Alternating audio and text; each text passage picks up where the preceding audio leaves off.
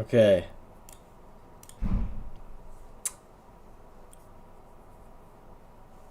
It's connecting me. Hear ya. Hello? Let's see how it sounds on stream real Hello. quick. Hey, what's up? Hello. Oh, I'm doing what's good, up? man. How about you? Doing great. Had a really Okay, yeah, busy voices few preferred. days, but All right. Abaddon, I have a hypothetical for you. what's your hypothetical? Okay, so let me turn your volume up just a wee Yeah, bit. let me make sure my So mic's good. you're Hold on. playing you're playing Minecraft. You're mining all the diamonds. Your life's going good. You're gonna bring your diamonds up to your Minecraft girlfriend, and you're gonna have like a superb time. But then, as you're leaving the cave, you look out in the distance and you see him. It's Herobrine. He looks you in the eyes and he places down a sign that says Hawk Tua spin on that thing. What do you do in this situation? Bro, That's it's 5 pretty a.m. It's too early for that's this. pretty good. How are we all Oh, doing? Hello, what do I Clone do? Sparta.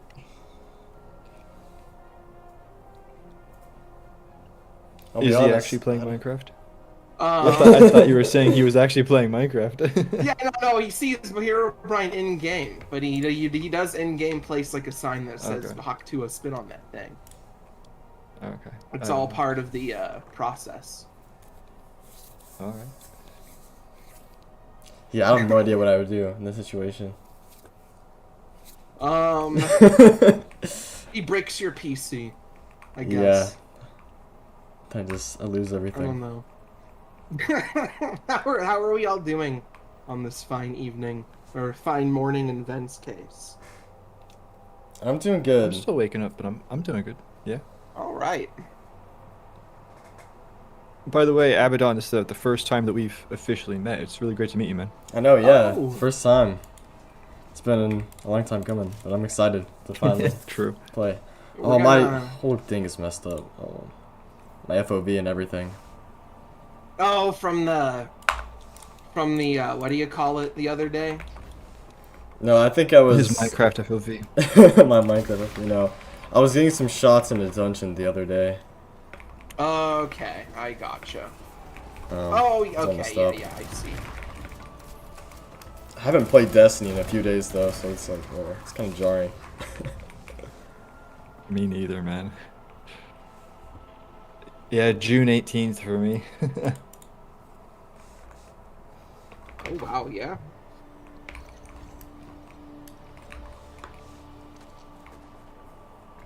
I just realized this morning it's kind of funny because like we're gonna be talking about Edge of Fate and the stream and stuff like that, but they're literally doing like another stream tomorrow, right?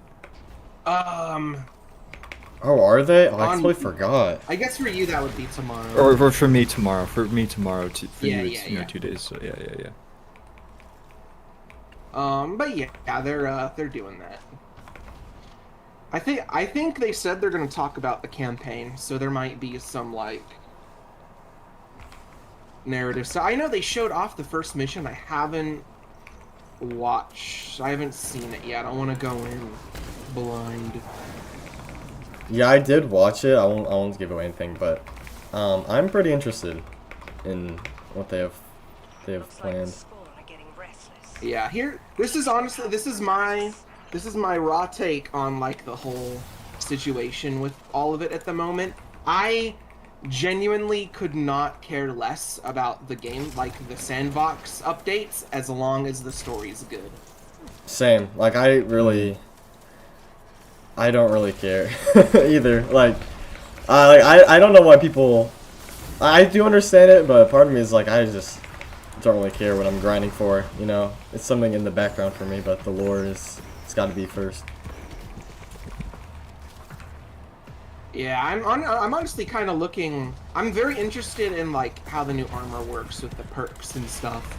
Yeah, like from what I've seen, it seems pretty good. Like everything so far. I know it was a big thing the other day, but I wasn't really paying attention to it.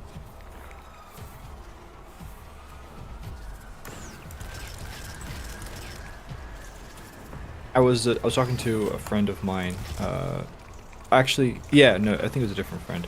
I don't remember exactly if I don't think it was you, Ultra, but I was saying that I remember back in Shadowkeep, they were talking about how they kind of wanted to pursue like the MMO direction for Destiny, and a lot of people were thinking along the lines of like World of Warcraft or stuff like that, right? And like when you think of that kind of MMO, you have the grind, but then there's like the social elements, like player housing, more like involved clan stuff, trading, stuff like that. But I think as time has gone on, especially with Edge of Fate, I think the like more clearer direction they're going in is more along the lines of Diablo or Path of Exile in the sense of like the seasonal reset for gear, and then the gear sets being needed for the different kind of builds that you want to go with or different play styles. And I don't think that a lot of these are bad. I Yeah. just think that for a lot of people, it's against their um, it's two different like philosophies of playing the game, if that makes sense. Like I remember when Diablo 4 came out, I was telling Ultra this. I remember when Diablo 4 came out and I loved it. And I had some friends who also play Destiny that got into it with me and they also loved it. But then as soon as the first season came out and everything reset and you had to make new characters, they just couldn't do it because they had to like redo a lot of the progress. And I think that's where like a lot of this backlash is coming from. It's not that the system is bad. It's just that it's a system that may not be inherently compatible with what the Destiny player base, a lot of them are used to. It's a different Yeah, mindset when it definitely. comes to. So I think that's kind of how I look at it, where I don't think the system is necessarily bad. I think it's a system that is going to require a lot of time, especially for the tier 5 gear. Because I was watching a video and the guy made a great point, which is that you're going to spend however long it takes to get your tier 5 gear, but then presumably when Renegades comes out, you're going to have to do it all over again. And Renegades isn't going to be a year after Edge of Fate. So, it's a much bigger time investment for a reward that's not going to last as long as you're used to. And so again, I don't think the system is necessarily bad, but for a lot of people playing the game, it might not be compatible with, especially because like this is a mindset that's been ingrained for so many years now. So that's just my kind of take on the sandbox side of things. Yeah, like I think it's for a lot of disc players it's jarring. I definitely agree, but I think for the long term, I think it's gonna be good for the health of the game. I feel like I don't know. I like the system a lot better than what we have now, honestly. Like I think there's definitely potential. Yeah, it's like growing pains, if that makes sense. yeah, And honestly, I wouldn't be surprised if they just end up updating all of the weapons to kind of be incorporated into that new system as time goes on anyway. yeah. Like The I only could, thing I'm kind of on about is the like the new tab where it's like specific exotics get boosted. Because I know something that a lot of people really are not a fan of is getting kind of pushed into using a specific build, and that definitely kind of does that. yeah. They've been kind of going in that direction though with the artifact stuff. How it like the buffs for different weapon types or the champion mods. They've been kind of going in that direction ever since Shadowkeep. So Oh, for sure. It's not really. Yeah. It's not. I wouldn't call it like a new thing. My chat, by the way. Jay said that Abaddon's voice was a little low. I turned him up. Oh, if it's slow, I So can if hold his on. voice sounds good now, let me know. Yeah, I can mess with my settings real quick. Okay. I did turn you up to the max, so it should be better too. People in my chat, is my audio good? Or do I need to turn that up in OBS as well?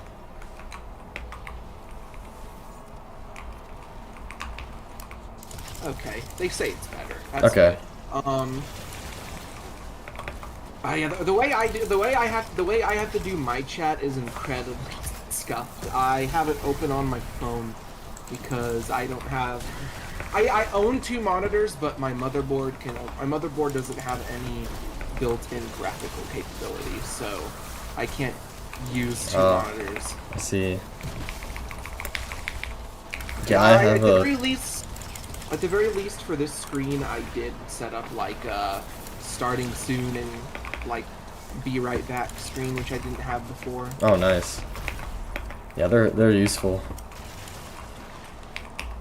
Yeah, I did a fun one. It's my little character dancing around. Oh, nice. Yeah, what's actually cool is there's actually a there's a place in the throne world where you can like go out of bounds and you can use it as a green screen. So it's been Oh, very, really? I didn't even know that. Yeah.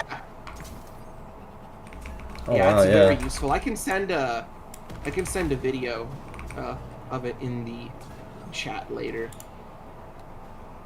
Yeah, definitely. I'll have to check that out. That's really useful, actually. For sure. And for the record, we will do dungeons in a bit. I'm trying to do a. I mean, we don't have to finish it. I was doing. Thank you for the down donation, relic Sir events, but Lapis. I failed. Really appreciate it. I don't have a gun with high magazine for the ether ones. So it kind of messed that up. Yeah, now that we're here, I guess I'm being reminded that I need to bounty prep, and I haven't at all. Because I know there's the Ascendant challenges and stuff. Yeah, I don't do it to the same extent as other people do, but if I'm like bored and I'm not doing anything else, I'm like, I'll go do some bounties for the fun of it. Why not? Okay. Boys, I want to talk about the story. I want to hear your takes on the way that the story seems to be going. Yeah, for the I think Heresy was very strong, so I'm pretty. I'd say I'm cautiously optimistic for Edge of Fate. I do get kind of Lightfallish vibes from some of it, but that's something where you really don't know until you see it. So Yeah. I'm like, we'll see. Renegades, I'm a lot more nervous about, but it's kind of the same thing with we've seen one cinematic trailer so far, so we'll see what it actually looks like when it is shown off. Yeah, for me, I'm really optimistic just because, like, I've actually gotten a lot more excited for like the story over the past few days because I've been working on a 9 video, and I don't know if you've read the recent lore book that came out with Rise of the 9. But it's really interesting. There's a lot of Greek mythology in it, but there's also a lot of connections to there's like a lot of religious references in it, which is really interesting. So out of the way they wrote it, it was well done. So I'm excited just based off that, and also just from what I've seen of Edge of Fate, like I did watch the first mission, and that got me interested. And the chess ARG was really well done as well. So that was I was so happy to get an ARG after all this time. The one thing interesting about this new lore book too loud? is Okay. normally I've skimmed through a bit of it, but I haven't like sat down and read the whole thing. But something I noticed is that most 9 lore is in the Dusk and Dawn category, but this one specifically is in the Darkness category. Yeah, That's interesting. It is interesting. So that makes me wonder. From what I can tell, from what I've read, I don't know. I mean, there's a particular reason as to why, but it details I guess the moments up from it goes for to a million years ago with the creation of the solar system all the way up to right before the emissary kind of quits cuts in the cinematic trailer, right up to that moment. So I'm excited. I'm excited to see what they do with the 9 and stuff because that lore book it's interesting. I'll have a whole my video will do all the explaining for it. One entry in the lore book is 2,000 words of the script. It's crazy. Oh, nice. So yeah, I do. Nearly every time I do a video, I end up doing that where I'm like, I'll just make like a 10-minute video about this thing, and then it'll end up being like nearly half an hour because I just have a lot to say. Yeah, this one, like, I was aiming for it to be 30 minutes, and now I have no idea how long it's going to be. It's like, and it's a 9,000 word script, which usually, like, my 30-minute ones are like 5 to 6,000. So, this also is going to have, like, the voice acted segments and then, like, the cutscenes, so, and the dialogue. A lot of it's about Invitation of the Nine as well. So there's the dialogues from that. So it's going to be a long one. And I'm trying to get it out before Edge of Fate. Well, actually, I need to. So, the next 2 weeks. You can do it. Oh. What do you say we do some dungeons? Sure. I am like really rusty. Just saying, because I haven't really Oh, played that's the game. fine. Yeah. Dungeons aren't too bad. And I actually, for the record, I have not even touched Rite of the Nine. I've never done it. I haven't done anything to do with it.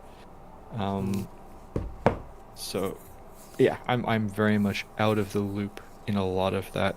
I'll give you just real quick. I'll give you my 2 cents on the story side of things for Edge of Fate.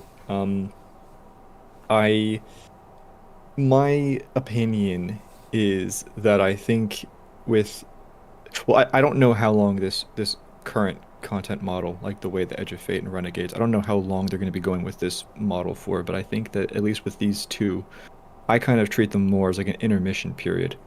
And I think that because of that, I'm not viewing a lot of this stuff as with as much importance as I normally would. That being said, so I'm interested to see what they do with the Nine. I kind of look at this as a reboot for the faction, if I'm being completely honest. But I'm also, after Heresy especially, I am interested in seeing what direction they go with this. That being said, Kepler, I'm really not that interested in personally. And House of Exile, like, I'm personally very happy to have a house other than Salvation or Dusk being the focus when it comes to a fallen faction. So I'm happy about that. But I'm not, like, gripped to, like, oh, I want to learn about the House of Exile. And I think my biggest, I would say, disappointment, and again, this is all, like, personal subjective, is the fact that they're going again with, like, another colony or human outpost that survived the collapse. And I think when Ultra was talking about getting kind of Lightfall vibes from this, I think for some people, and definitely me, the fact that it's another golden collapse surviving group of people, it's kind of another, an echo of the same theme. And I haven't seen like the full like first mission or anything like that, but I saw one mission, or maybe it was like some kind of like a optional side mission thing or whatever, and it was like, oh yeah, like save the food supplies for the Aeonians. And I'm just like, I don't like it's not that it's bad. I'm just like, I'm not personally as excited about that. And I think my biggest fear would be, let's take Beyond Light for example, marketed as a pyramid expansion, but we spent more time learning about the Fallen and fighting the Vex than really doing anything pyramid-wise. My fear would be Edge of Fate, 9 themed expansion, but you spend more time learning about the Aeonians and the House of Exile. That's like my kind of fear with that. But no, I think the way I'm looking at it right now, I think regardless of what the actual like main story is going to be like, I think the lore is going to be very good because I think they know what the blocks are that they're laying down for this next saga, and Edge of Fate is 100% going to have some of those blocks. So either this main story is going to like properly start that off, or it's going to be just more like an intermission kind of, whatever story. But the lore is going to have a lot of that foreshadowing and that build-up. So that's what I'm kind of excited for on my end. Yeah, like I definitely agree with a lot of your points, like especially stuff about I hope they don't like spend the whole time about the Ionians. But from what I can tell, I don't think it'll be like that just cuz from the mission I watched, I don't want to give anything away, but I have reasons to believe there's like the Nine are definitely going to be involved throughout the entire time.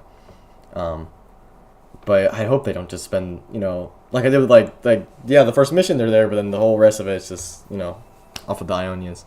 But from what everything they've been saying, the story of this expansion, like how it's gonna have like the narrative gasoline to set off for the next saga, like that's one of their quotes. Like I think it will. I hope it will at least. But definitely with the lore, like another thing that I've just been seeing they've been doing with this expansion is like there's a ton of connections to Chicago, and I'm really interested to see where Yes. they go with that.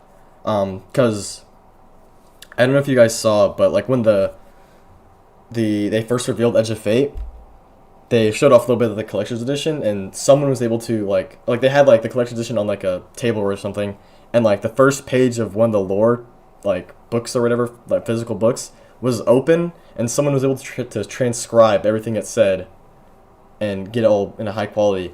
And there's like there's they're definitely going to expand on that whole mystery of Chicago with it, because there's like a whole new like it was the Department of External Observation, something like that, based in Chicago, and they were seeing these anomalies in the, I don't know if it was referring to Traveler or something, I don't know. I forget what it said, but like all the way back then when this was still active, this Golden Age or pre-Golden Age organization. But they're definitely leaning into that Chicago mystery again, which I'm excited about. Yeah, me too, for sure. 100%. Chicago, that's old Chicago's been it's been a big thing for when was it? Was it around the Red War when they were like hinting that there were some sort of monsters in old Chicago? I know a lot of it was Forsaken as well. Ah, okay. Whenever the Yeah. well, I don't know when the set released, but the Trials of Osiris armor that had all the lore with the Aisha and her fire team that went down there, and they fought the monster. Whatever that, I don't know, when did that release? I forget. I remember this was like a year or so ago looking into all of that, and I do want to say it was around the Forsaken time, but I'd have to look into it. But also, I think Graviton Lance might also be made by the same people, like the Chicago people. Yeah. I think you might be right about that. Just because also with one of the new exotics is Graviton Spike, so that might be like have a connection to True. that same I origin. didn't even think about that. That's a good point. It's a good point. I mean, I don't know how connected it would be to that specifically, but there's also Graviton Forfeit the Helmet, True. Yeah. which has a Winnower lore tab, actually. It isn't confirmed to be Winnower, but it is I mean, pretty yeah, kind of on the nose about it. Yeah. That's also another thing. That's like what I'm really kind of looking for. It's like, you get people like, oh, like I'm really excited to learn about it. I'm just gonna be kind of like sifting like through the pages. Okay, where's my Winnower reference? Oh I'm yeah. looking to keep that pattern going. I'm so glad that in Heresy, Oryx is talking about the Winnower, and the artifact has the Winnower. bro. Like that. When I saw that on day one, I was so happy. I was so happy when I saw that. I streamed that, and with the moment I got the Tablet of Ruin, and I saw that it had a quotation from the Winnower, I made a noise that I think can only be described as an elk dying. I went like, oh man. What's extra cool about it is it gives you it's like solid confirmation that it was for sure the Winnower talking in the book. Oh, yeah, Sorrow, that 'cause it's a too. quote from the No, Books they're of doubling Sorrow. down on that now. Like they're finally Yeah. like. I'm so glad like no one can be like, oh, that's the Witness. Like, no, that's the Winnower. Come on. Yeah. Yep. Yep. Yeah, dude, I remember when Heresy came out and I was kind of looking at all this stuff. and because I was really distanced from Destiny because of just life stuff at the time, and then people were messaging me saying, "Yo, dude, like there's like Winter stuff happening in this." And I was like, "Wait, okay, let me check this out." And then I was kind of going through it, and then I played through Heresy, and dude, I actually I nearly did make a video on it, but I ended up not doing it. But I think so my opinion is I genuinely think in when the whole debate was going on between the winnower and the witness and unveiling and all that, my opinion is I do think originally they were going to go with the witness, but I think just coming up to final shape, that's when they made that decision, and then they doubled, or yeah, so then they revealed the winnower, like quote unquote officially, with final shape. And you had the ship lore, the first knife. You had the witness straight up mentioning the winnower, and then I can't remember. There was the Nokre ship lore then with final shape, Yeah. and then you had the lore anthology, the Grimoire anthology book, that the one that just came out, that had a lot of like Yes. the kind of light Yes. and darkness stuff in it. You had new lore from the winnower in that, and now with Heresy, you have the artifact thing, the artifact lore from the winnower, and then you've got mentions of the winnower from Oryx and all that, this, that, and the other. And the thing I keep on saying to myself and then to friends is, I had this saying back in the day, which is that repetition makes a pattern, and a pattern has meaning. And what's really interesting is that like Edge of Fate is not Winnower themed. There's no mention of that going on. It's all nine themed. But ever since Final Shape, we've had like five or six different pieces of lore about this one character, and that's all like that's creating a line that's going in the direction to somewhere. So something's Definitely. going to happen, Definitely. and that's what I'm really looking forward to. And when you have the Fate saga, like the Winnower, like you could connect that to the Winnower too. Still, like you know, he's got his opinions on what the fate of like existence should be ultimately. So, Hmm. um, and I do have I won't give it away because I don't want to give it away to my chat. I'll tell you guys after stream. But if I'm right about this, I think the Winnower does connect to the nine in some way. Kind of like uh, like not like directly, but like indirect. Okay, that's indirect. But like with the Lord of Every Nothing thing, or sorry, Lord of what's his name? I forgot. Yes. I'm losing. I don't know why. I've had a long day. But I found something. If I'm right, I think he's connected to nine, whoever that is. Well, I think I know who it is. I don't want to give away from my chat. I'll take this after stream, but I'm really confident in what I found. Yeah, dude, I'm looking forward to hearing that. Honestly, the more I kind of hear, the less confident I am in the theory I personally made.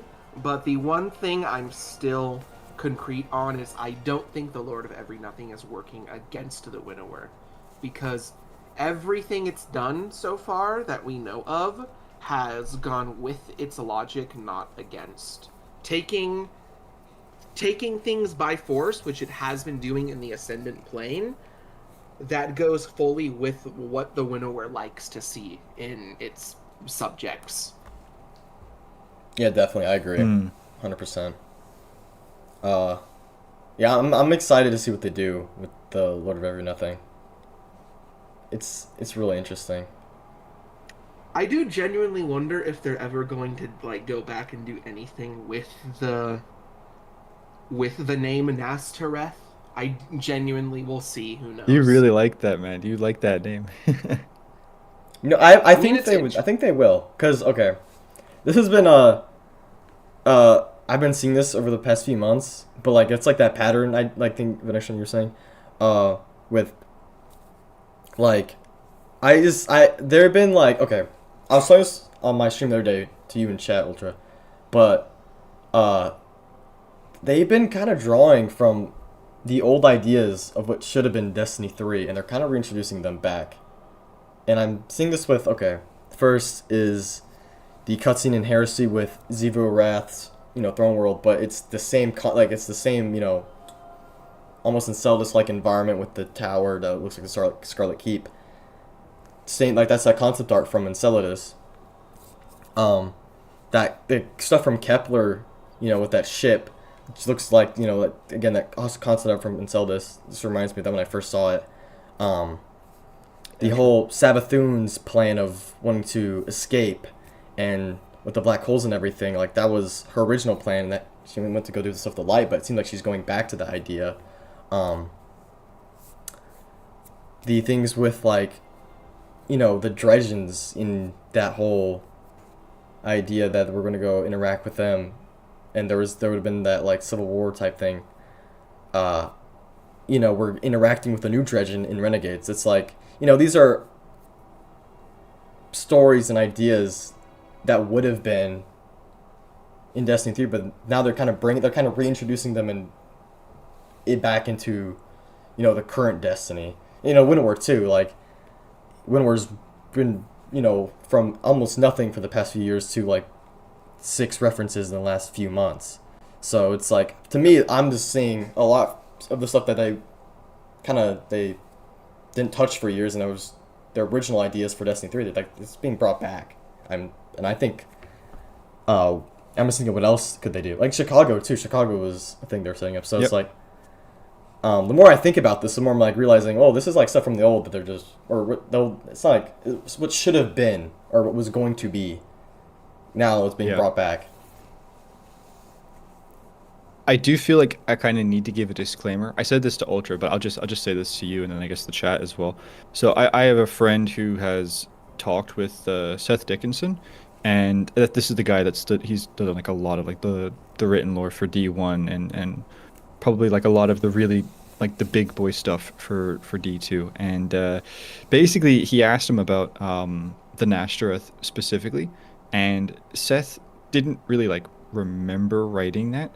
But he did say, like, some point around that era, he wrote something, and it was more of like an Easter egg and a reference to like his other like non-Destiny writing. But he didn't remember exactly what it was.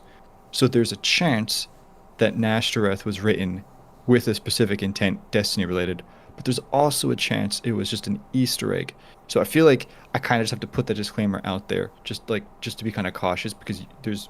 But that being said, even if it was an Easter egg, Seth, like, he's not really involved anymore. This was years ago, and so I could 100% see Bungie taking that kind of like concept and then doing something with it in the future. But I just wanted to kind of put that out there. I got you. For sure. And I also told Ven this already as well. I do think that it's the most likely answer is it was just an old name / title to refer to Nezarec by, just because of how similar it is. Nezarec, 3 syllables. Naztareth, also 3 syllables. So I think it's very possible that they could have, because I think because D2 was in development by that time, so yeah, it very much could have been just an older name. Actually, going back to the I think what Abaddon was saying about them kind of how like the winner was like just kind of nothing, and then they were kind of doing more with the character now. I remember, I think I was talking both to you, Abaddon, and Ultra about the Sunder Doctrine lore with the chisel, and that's also a very intentional thing on Bungie's part, doing that for sure. Oh yeah, it's the very chisel. I interesting forgot seeing about that. Yeah, I made a whole video about that. I forgot, but yeah, like there's.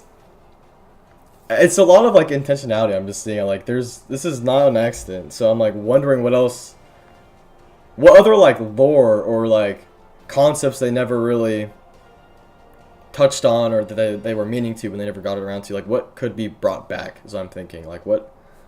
I think a character I think we have a great chance of seeing the next few years is Lavinia from the 9 lore. I would be so. That's like my favorite bit of 9 lore, and I would love to see that. So happy if they did that. Like her story is just so interesting. And I Yep. hope they do more with that, which I think, it's a good chance they will. Yep. Yep. Yep. Yep. Yeah, I mean that was when we first learned about one of the nine being punished, and that whole idea that, and the whole even concept of the nine not being unified, of like the two different factions.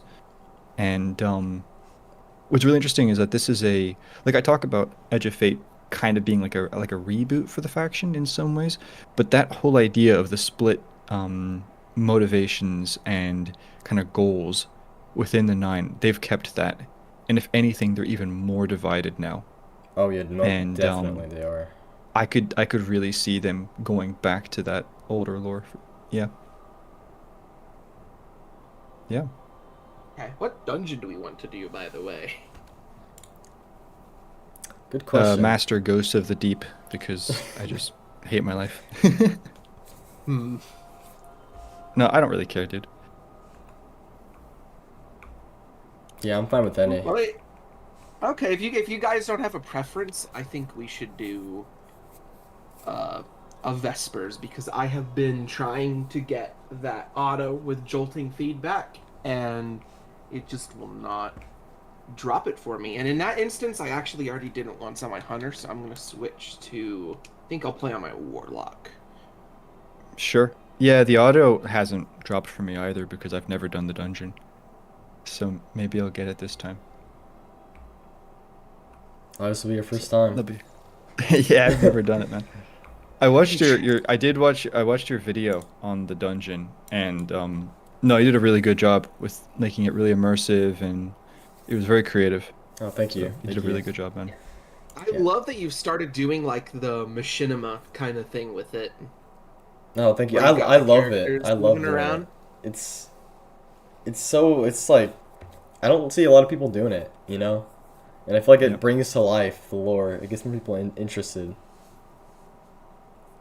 Which that video, I don't know how that video did so well. The Vespers host one, like, it gets views every day still, and it's like sitting at like 100,000 something now. It's like, wow, I can't believe it. I cannot believe it.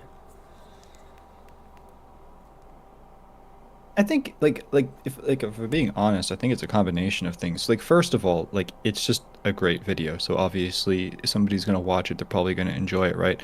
But things like, the title and the thumbnail are also big factors.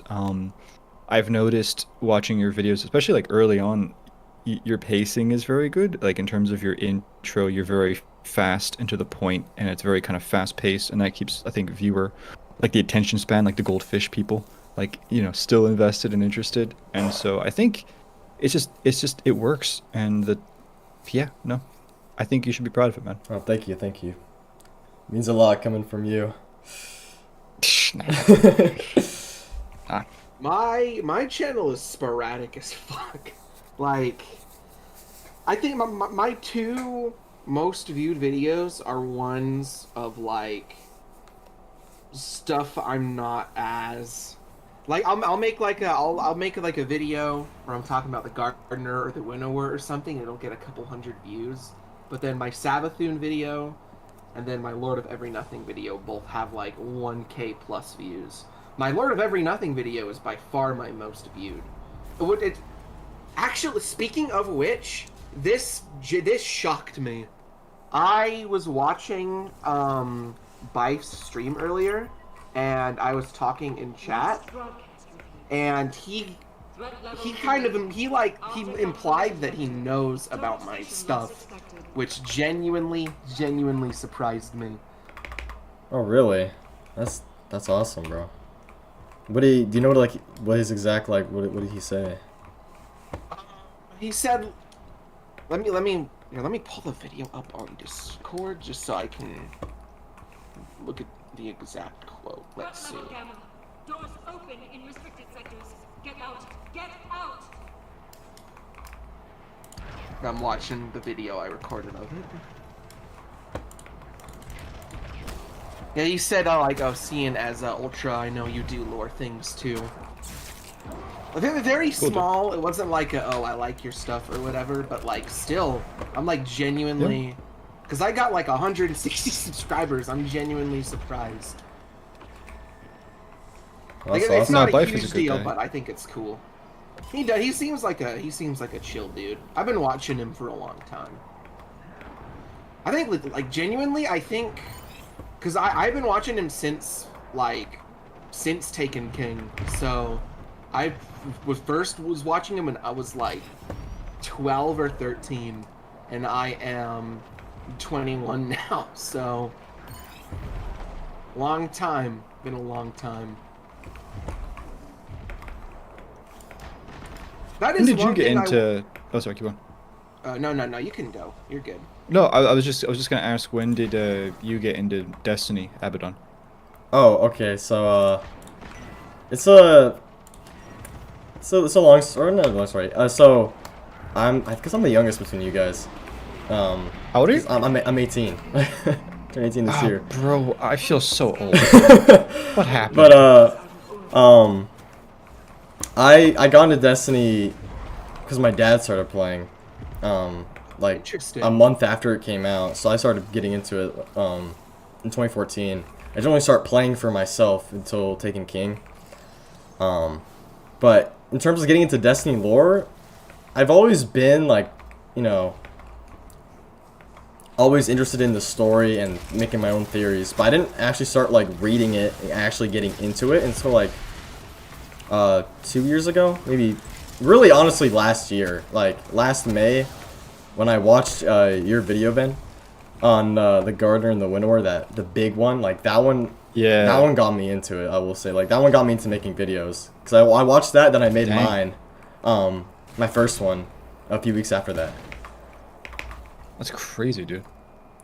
So, like, ever since, really, then I've been, like, totally into the lore and trying to, you know, catch myself up and make sure I know everything. Because I never really, I guess, first time I actually read a lore book was Unveiling last year.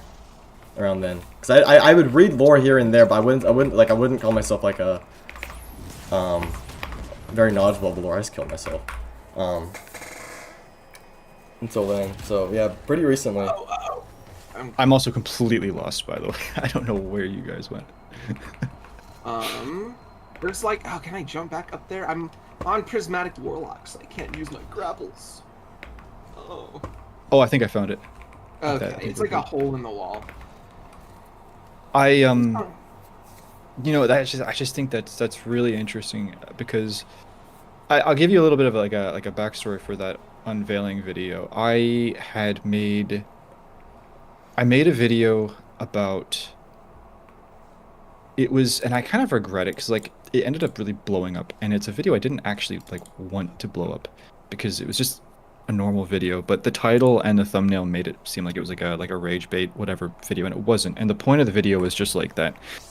Final Shape had to try and like connect all these different stories and give them a payoff, and I just had no idea how the narrative team was going to do that. But that ended up blowing up, and then the video after that was about why I believed the second saga should have like the Winnower as the main antagonist.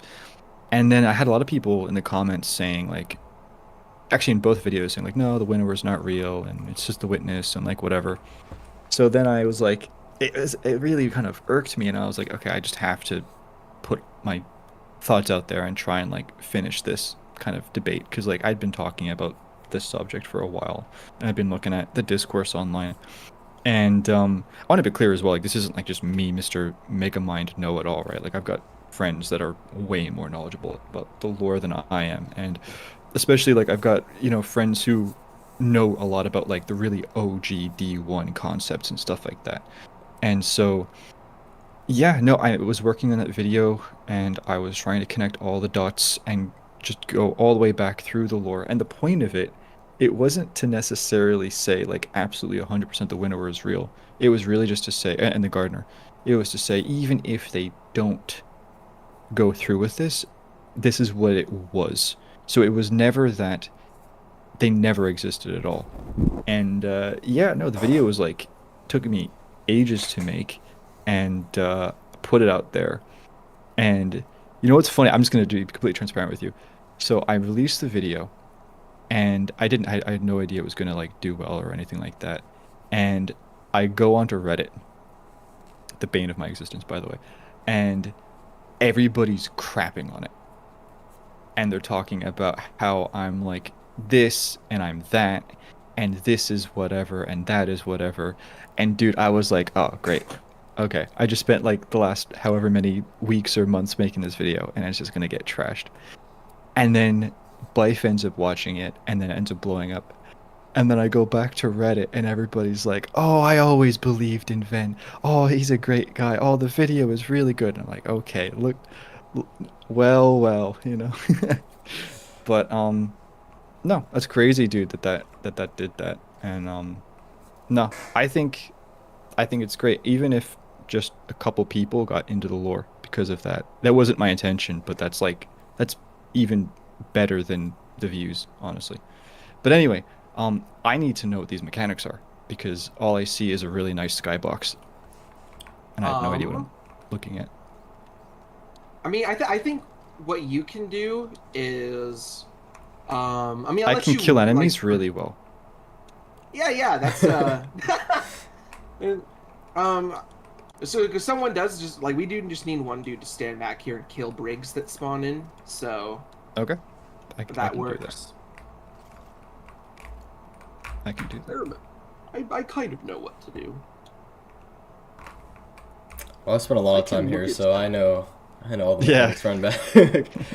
I was so convinced that thing was like a pyramid thing when they released. I was hoping it was.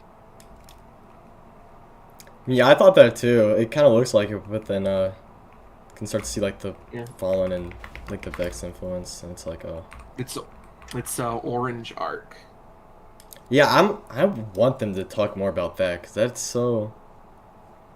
It's so interesting, like why, like it's just here, and it's nowhere else. I hope that shows up later. I mean, it definitely will, because this dungeon is just foreshadowing.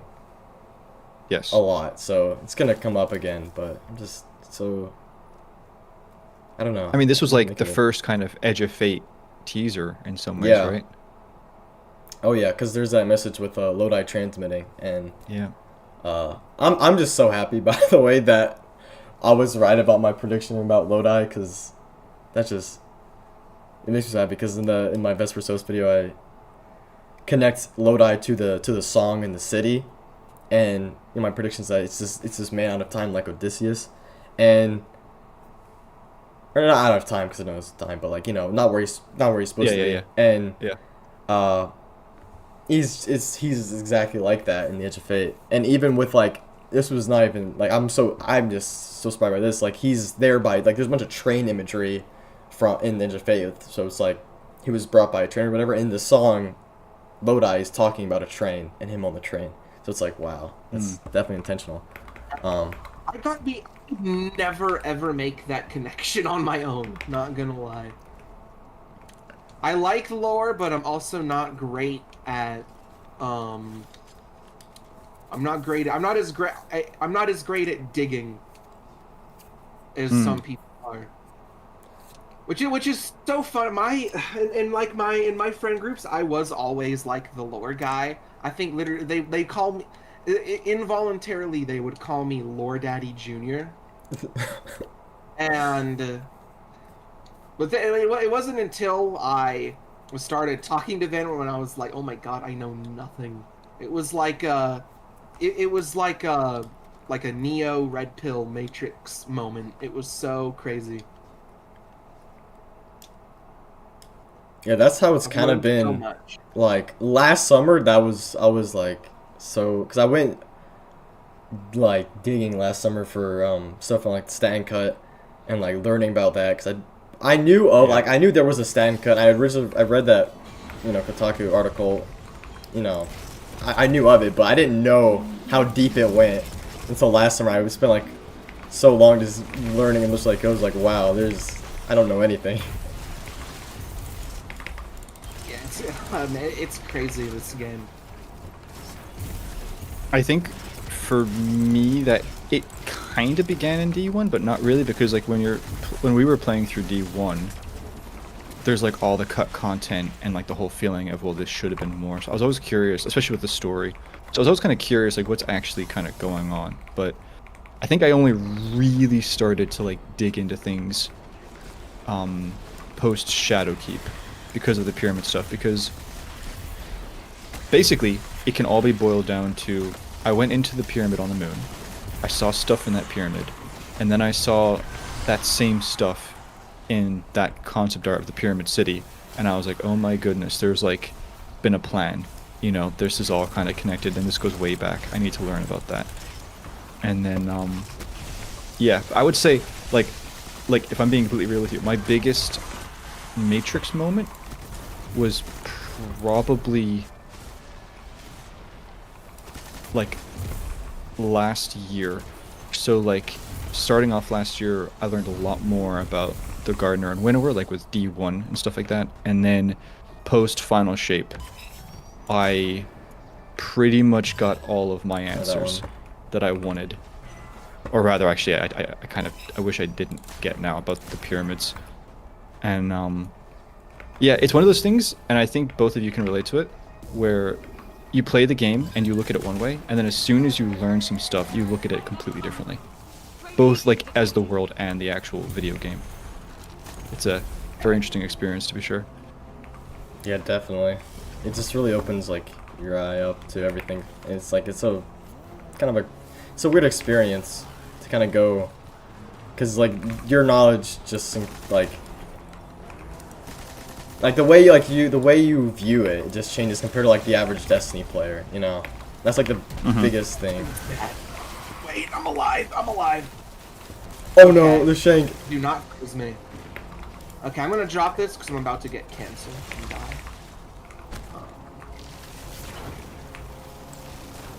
Radiation. I think that's funny that it's a Guardian's main two weaknesses are other paracausal forces and dropping the sun on them.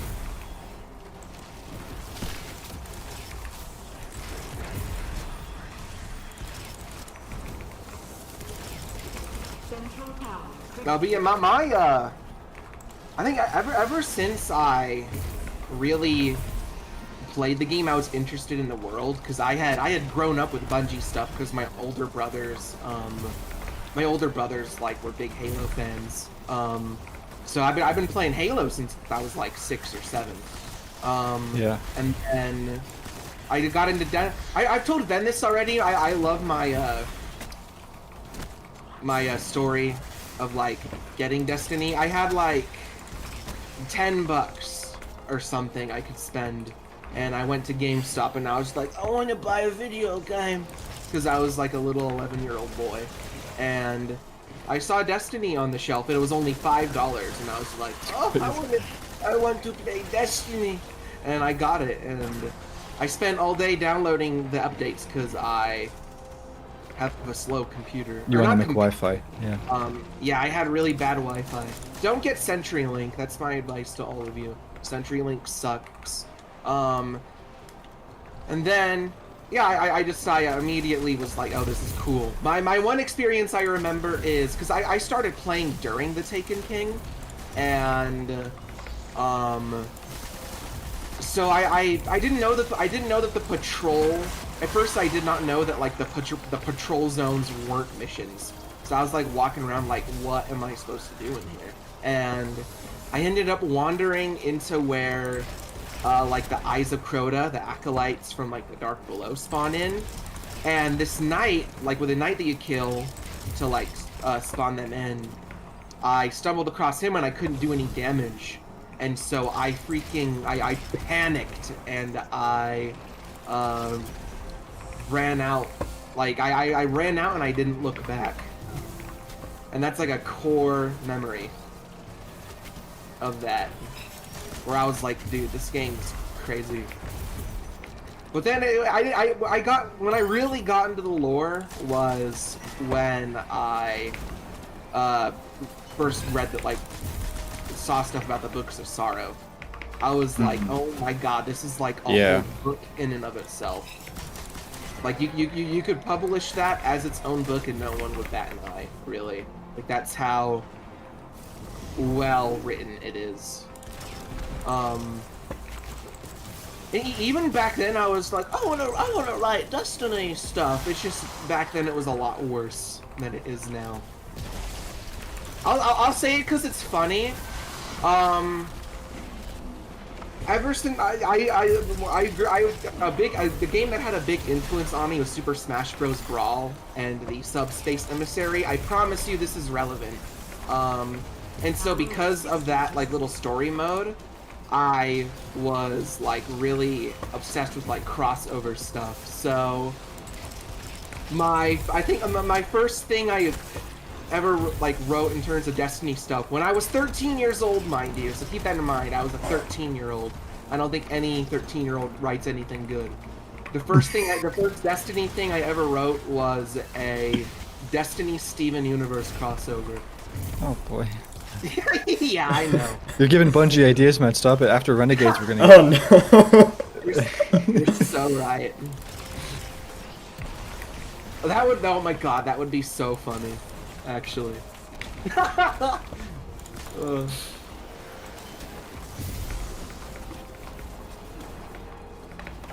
But yeah, that's kind of, it continued.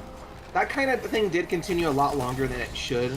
Because another thing I was invested in this for like far too long, is I came up with like an idea of like a story where the second collapse happens and the pyramids like win, and they invade the multiverse basically. And so it's like, oh, all of like, so it's like the entire, everything's getting like genocided by the pyramids, and like their like evil commander man who works underneath the winnower. And I think the plot I came up with was the John Pyramid's trying to get the Infinity Stones and we have to stop him. Show me what we need to shoot, by the way. I'm so sorry. Yeah, this one. I've not been Oh, paying and this one attention. too. I'm so focused on sharing my cringe. Mm-hmm. Yeah, this one up here. I was reloading. Oh, okay. I promise everyone watching, the stuff I write's a lot better now. I think that's the first one? I hope. Yeah. Oh, okay. Okay. You told me to kill the Briggs. This is a much bigger Brig. The bigger It's they are, a the big harder boy Brig. they fall.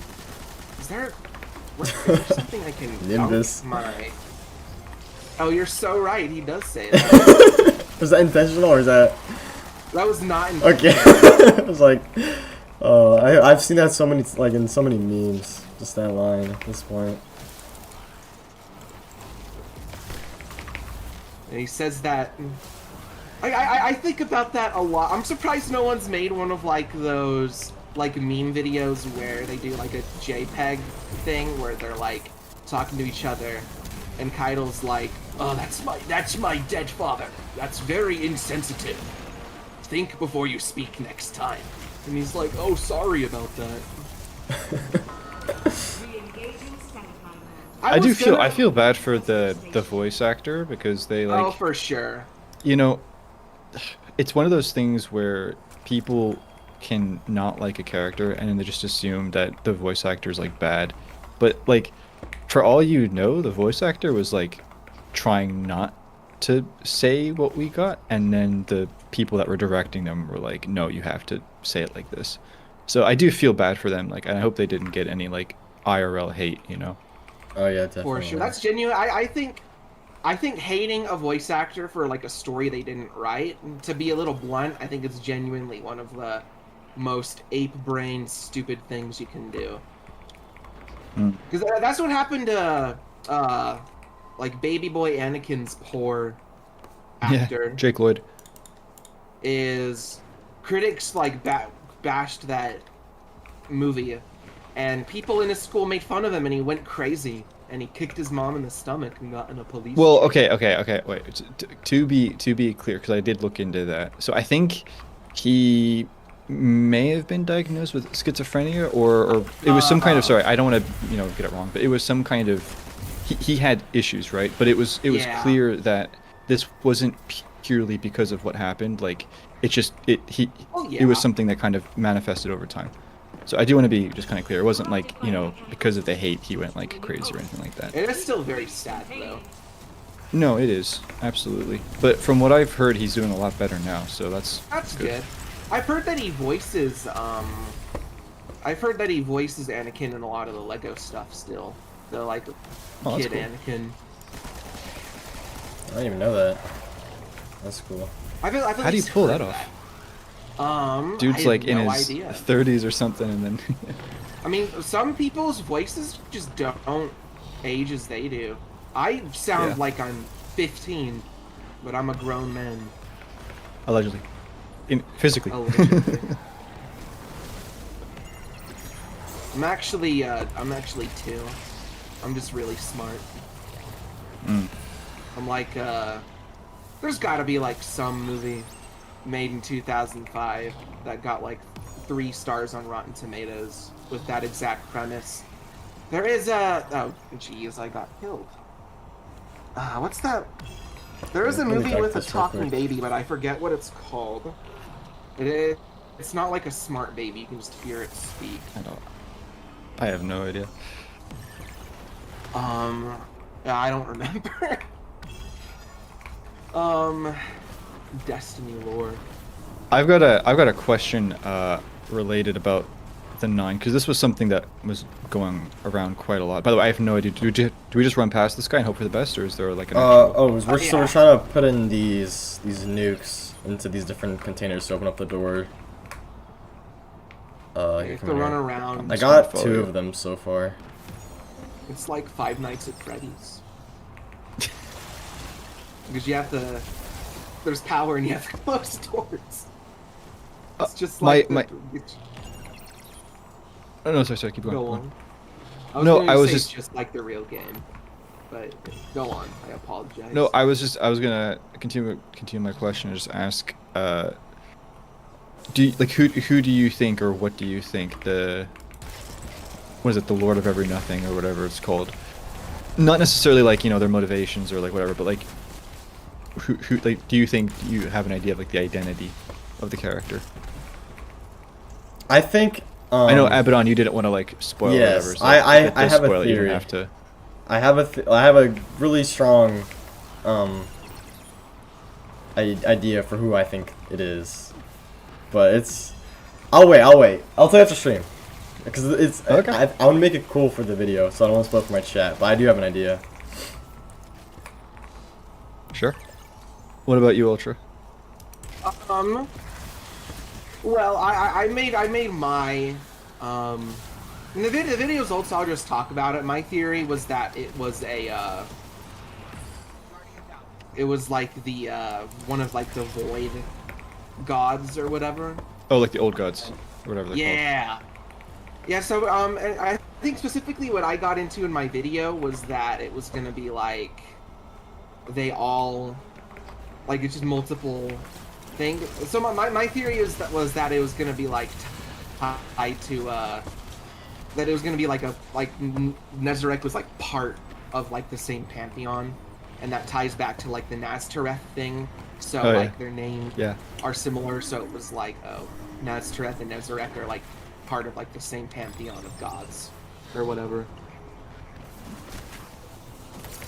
The more time goes on though, the less I'm kind of convinced of that though. I think if it was old god related, I think there would have been more void related things, at least in a clearer sense. But I can see kind of like, I think based off of like the visual design of like the tentacles and stuff like that, because like when you think of old gods, maybe like you don't know like your like mythology or whatever, but it makes me think of like Cthulhu and like, you know, these eldritch entities, and so I can kind of see where you would kind of make that connection. But I don't know, it kind of goes back to what we were saying about Bungie connecting things from the past. I don't know if or when we're gonna hear about the old gods, because the concept that's kind of, unless I'm wrong, you can correct me, but I don't think we've really heard about these characters since they were like mentioned in Witch Queen, right? To my knowledge, no. Yeah, I think it's just off that one aspect, right? Yeah. My take, and so far I don't think I've really changed it. My opinion is I think that it's actually one of the nine. And my opinion is because I was gonna make a video about it, but the stuff that I'm working on now, I don't know when it's gonna be ready. That's all I'm gonna say about that. But it's not what I'm gonna say now. So I don't mind really saying it. My personal theory is that this Lord of Every Nothing is the member of the nine that was punished. And I also think that more, if I had to pick one of the nine, like in terms of locations, I think it's possibly Mercury. And I think there's some in-game stuff that's connected to like that kind of ties to that theory. And I think as well from a motivation standpoint, the nine are obsessed with trying to get real bodies and trying to like, escape the confines of their, prison, if you want to call it that. And I think this Lord of Every Nothing character, if it's an ostracized or a disillusioned member of the Nine that belonged to a planet that's kind of not only got turned into a Vex computer, but then also got half eaten by the Almighty, probably not super sane and probably not very happy, and so maybe took this power gap or whatever, like in Heresy, as an opportunity. And we also know that the Nine are connected to Taken through their realm and Drifter and all of that. So it's not like, you know. Um, and so that's kind of my theory on it. If it isn't a member of the Nine, like Mercury is just kind of like, oh, like what? Because the fact is, like, we don't have Mercury back yet, but ever since the Final Shape Collector's Edition lore, Mercury's been mentioned. And I think there was even, I don't know which stream it was, there was a Bungie guy, dude, person who said something along the lines of, oh, like, Mercury's not back yet, which kind of implies it might be coming back. And so that's just my kind of opinion on it. Maybe it's not Mercury, maybe it's not the member that was punished, but I do think there's a good chance it's a member of the Nine. If it's not a member of the Nine, then I really couldn't tell you. But that's just Zargway. yeah, the Zorpalots. Oh yeah. Swing and a miss, slugger. That's what he sounds. Yeah. He's a New Yorker who smokes 2 packs of cigarettes a day.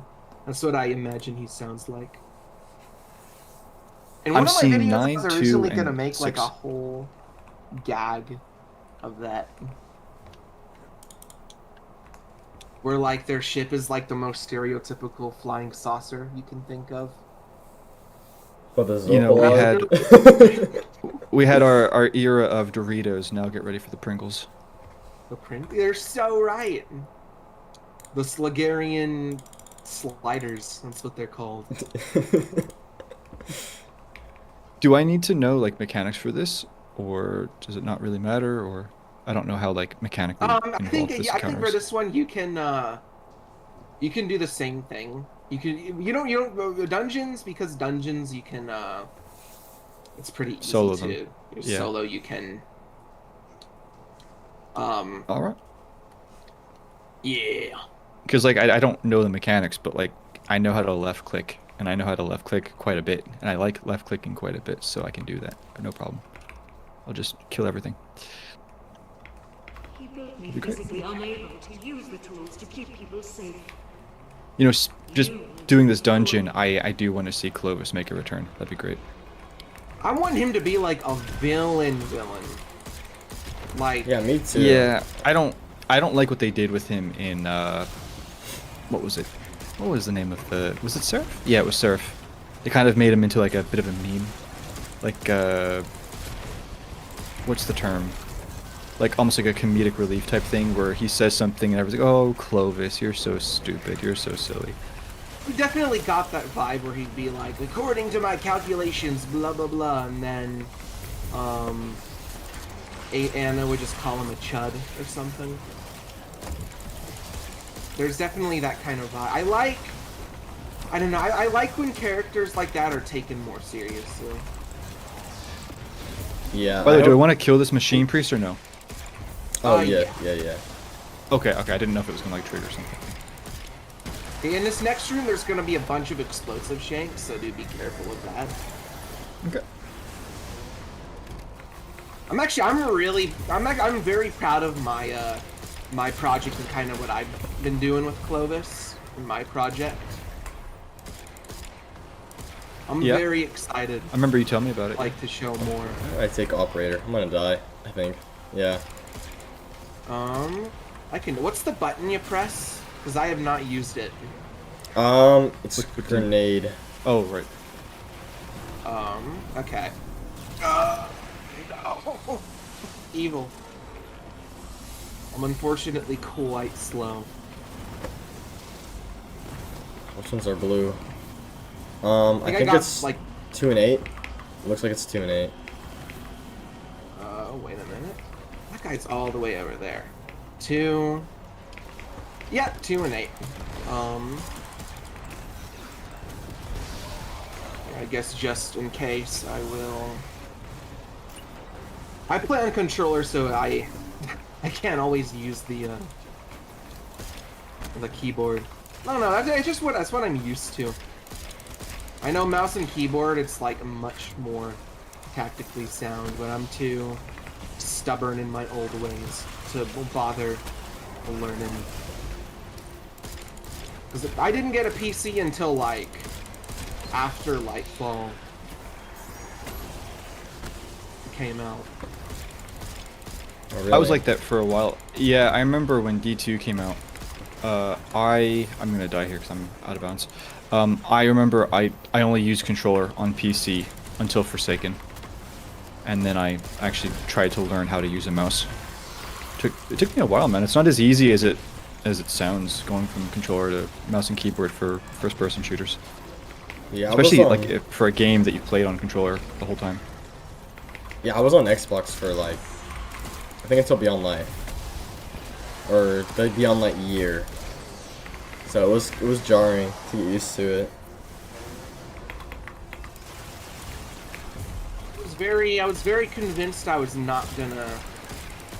That was definitely the closest I've ever come to quitting Destiny. Was that expansion?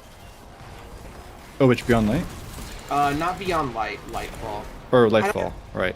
It didn't really set in for me until Lightfall. I think Lightfall, after I played the campaign, that was when I knew that there was like irreversible damage done in terms of the story. And I think they salvaged like a lot of it, but just there are other things where I was like, okay, like you can't change this in time for the end. And that was kind of scary. But Yeah, I remember doing the campaign with like my friends on the day one, like when it came out, and I just had a really uneasy feeling going through it. Like as it went on, I was like, it's not good. And then I remember beating it, and they were just like, they didn't really care about the story. Like I've always been into the story, and I just knew it's not good. They didn't really care, but they knew it was bad too. They were like, that was kind of bad, and they weren't invested in it at all. And I was to a point. But I remember looking like on Twitter after, and it was not good. yeah. Do you have to shoot them in the order you see them? I assume not. I don't know. It's doesn't matter. 2, 6. And then also the final nail in the coffin though for me was Root of Nightmares. Like the raid itself, it's grown on me as a raid, but I remember I did the think it's a day good one. raid, yeah. Yeah, like I really enjoy it now, but when I did it on day one, because I did the day one raid, and usually when I did day one raids before, like I didn't ever clear it with my team, and we cleared it in like 6 hours, and I was like, okay, why is this so fast? Because I knew like I like part of me just likes when the day one raids just takes the teams forever to beat, and it's just something that's just really difficult. I feel like that just makes the experience more memorable, and I don't know, I prefer it whenever it's just like a drawn out thing. Like Salvation's Edge. Like I loved how that one took 18 hours or however long it took. So when it was a short completion, it didn't really feel right to me. Like that whole expansion was really it didn't feel right at all. Even back then for me, and now looking back on it, I was like, oh yeah, I can't believe how like must have felt for like you being so invested in like the lore, and I really wasn't at that time. So Yeah, my thing, because, so, I remember, I mean, we were all hyped for Lightfall, and, okay, so, Ultra said that he kind of was nearly going to quit with Lightfall. For me, it was actually Beyond Light, because, like I said, after Shadowkeep, I was, like, really getting into the pyramids, and I was, like, really excited, and here I am, like, I was thinking, like, this is all going to be building up for Beyond Light. And then when Beyond Light happened, I was like, but what happened? Like, what was the point of this? And I was just so disillusioned. And I genuinely did not care about Witch Queen, like, when it was announced and all that, because I didn't really care about Savathun or whatever. So I eventually got it, mainly because I wanted to do, like, the Pyramid Raid. And then you had all the new architecture, and Rogue, and the raid. Like, I was like, oh my goodness, this is going to be insane. And then I was like, yeah, there's no way, like, we're not going to get, like, a pyramid destination or something in the next expansion. Or, yeah. I remember there's, like, a leak for the Lightfall trailer. Like, a screenshot of the trailer. And I remember seeing what the city looked like, and what the Guardians looked like, and I was immediately like, okay, I've got a bad feeling about this. And my friends were like, oh, this looks really cool, and all that. And I'm like, I don't know. And then I saw the trailer, and I was just like, I really don't know about this. And then Nezarec, I was really excited about that. I never wanted him to be an enemy from the beginning. Like, I figured he would be an enemy eventually, but I kind of wanted it to be a bit of a more interesting dynamic. And I remember, for example, right, my friend group, we were like, at the time, we were like, yeah, we're going to get the Lightfall Collector's Edition. Like, if there's ever going to be, like, a Collector's Edition that you get, it should be, like, Lightfall. And I looked at the Collector's Edition for Lightfall, and I saw the price of it, and I saw what you got, and I was like, But then I saw, at the same time as the announcement, they had that Nezarec Sin statue thing, like the little helmet replica.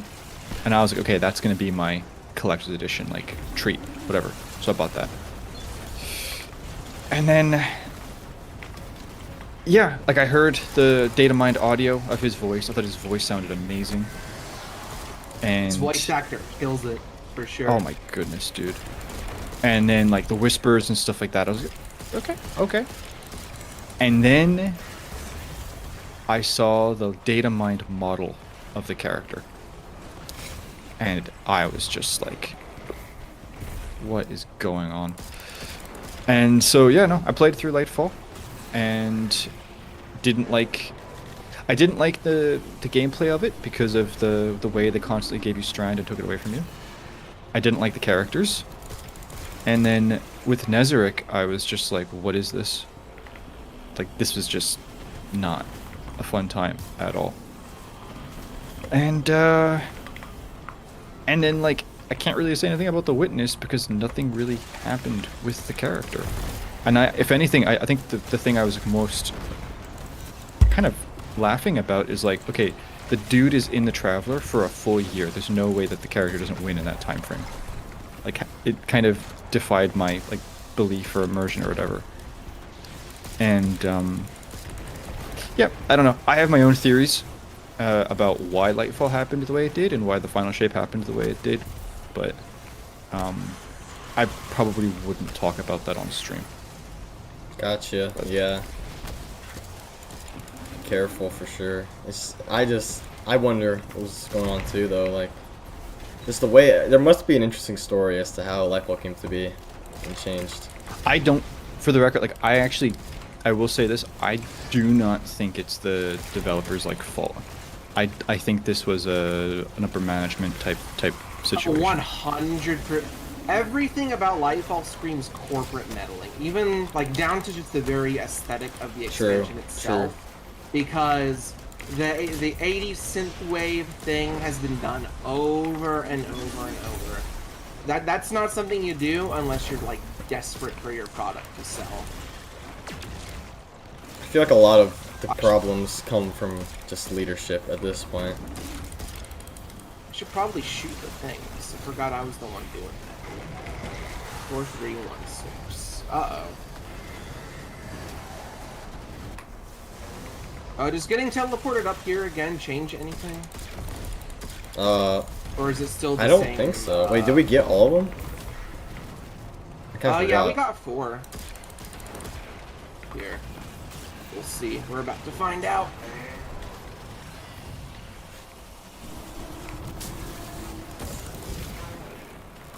Let me just check to make sure.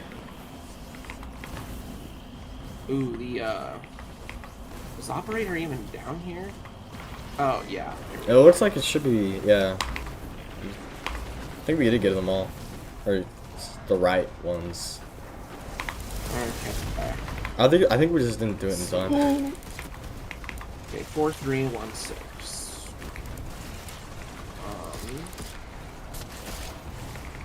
6.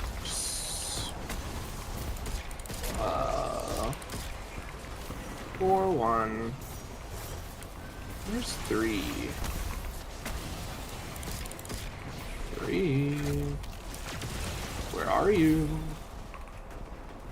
I can't. Ugh, I got eyes of a not good variety. Okay, here we go.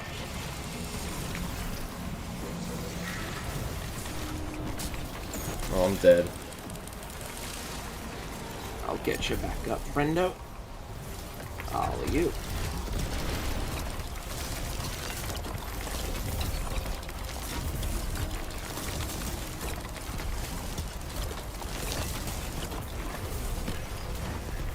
That was actually good damage. At least it. This That's boss is the opposite. interesting because, Parasite. believe it or not, Wardcliff is definitely the play for this guy. Or Behemoth.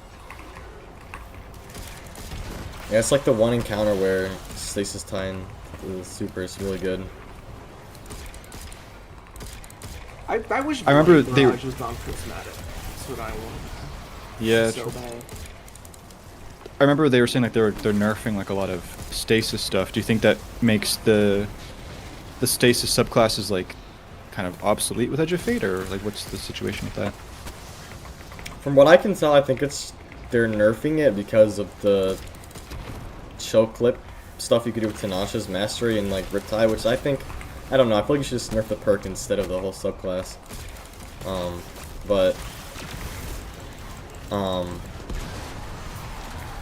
I think it definitely does hurt it quite a bit though. Because it's already probably, it's on the weaker side of the subclasses. But I wonder what they're gonna respond with all the current like. I just killed myself. You're good. With like all the like the reaction to the community's having right now, because it's been quite a like, I don't know. Twitter's been kind of crazy. It's always, it's Twitter, but you know, like worse than usual. Definitely because of the stream and the TWAB, or TWID.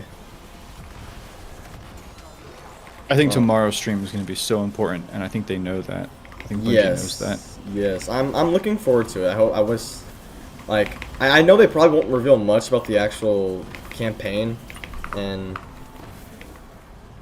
I just want to hear as much as they can give away, if it makes sense, without revealing too much. Because I do like, I know people are, like, they're kind of worried that the expansion hasn't really been showed much. It's really been the system changes, and I'm of the opinion that it's by not showing much, they're keeping that mystery. Then the whole thing in like last year, they were saying how they want the next saga to be really leaning into the unknown and the mystery, like how old the one was. Like early on, we didn't really know everything was a mystery. Which I love that. So but You part see, of it is there's just a not doing difference much. between that and not showing strikes or crucible maps. That is true. That's like the kind That of. is true. Because then it comes down to like, what are you getting for your money? You know.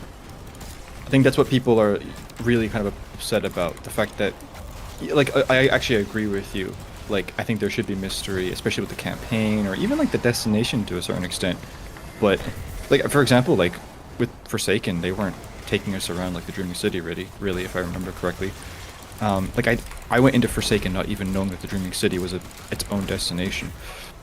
But when you're mainly seeing like the new changes and then it's being showcased on old seasonal activities and old expansion activities and not like a strike or a new activity from the expansion, you're like, So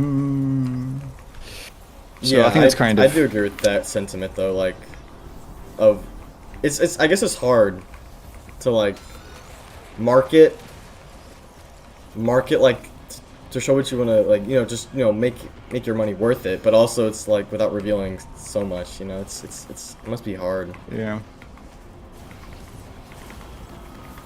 I think I'll tell you this. I think if Edge of Fate comes out and they don't really reveal much, but there is actually stuff that they just weren't revealing, I think that then helps to create a better precedent moving forward for the future expansions. Because I think at the moment there's just kind of like, with a lot of people, a negative bias where it's not that they're just trying to be mysterious, it's that there's not the content to begin with and they're just trying not to talk about that. So I think if you can have more and more evidence to support, the positive bias where they're just being mysterious, things will get better in the future. But for right now, they kind of have to earn that, and that's going to involve dealing with the kind of negative assumptions. That is true. Yeah. Right, let's kill this meatball. This horrid creature from hell. I think I blew myself up with my own gun. Let's go. Not neutralized. All researchers report for contamination protocols. Why are you still alive? Get out of here. No life signs detected. I got a helmet. That's not what I wanted. Oh, I need the I got grenade, the grenade launcher. launcher.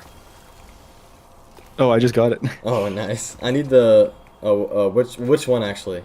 Because there's two. There's a special grenade launcher and a heavy. Oh, I got chill inhibitor. Oh, nice. That's The heavy. That's the We one got a new everyone knows. friend. Wait, I actually think it could be a good roll. I got Cascade Point and One for All. Is that any good? Sounds good to me. I'm I'm gonna- not like the most of the That'd be a Yeah. fun PvP like the roll, end I game. think. I literally just Yeah. go after what people tell me to grind. Like, go get this roll, okay, I'll get it. True. I use a light.gg. I find that really helpful. And Cascade Point is good though. yeah, it's okay.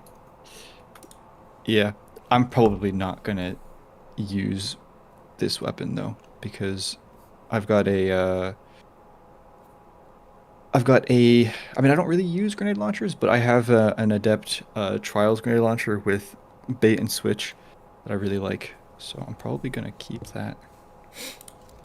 If you guys can see this, but there's like one servitor left just sitting here. Oh no, that's a bug. I don't see it. We gotta. Oh yeah, I don't see either. Yeah, he's a pal of mine. Yeah, he's right here. I'm standing on top of him. That's awesome.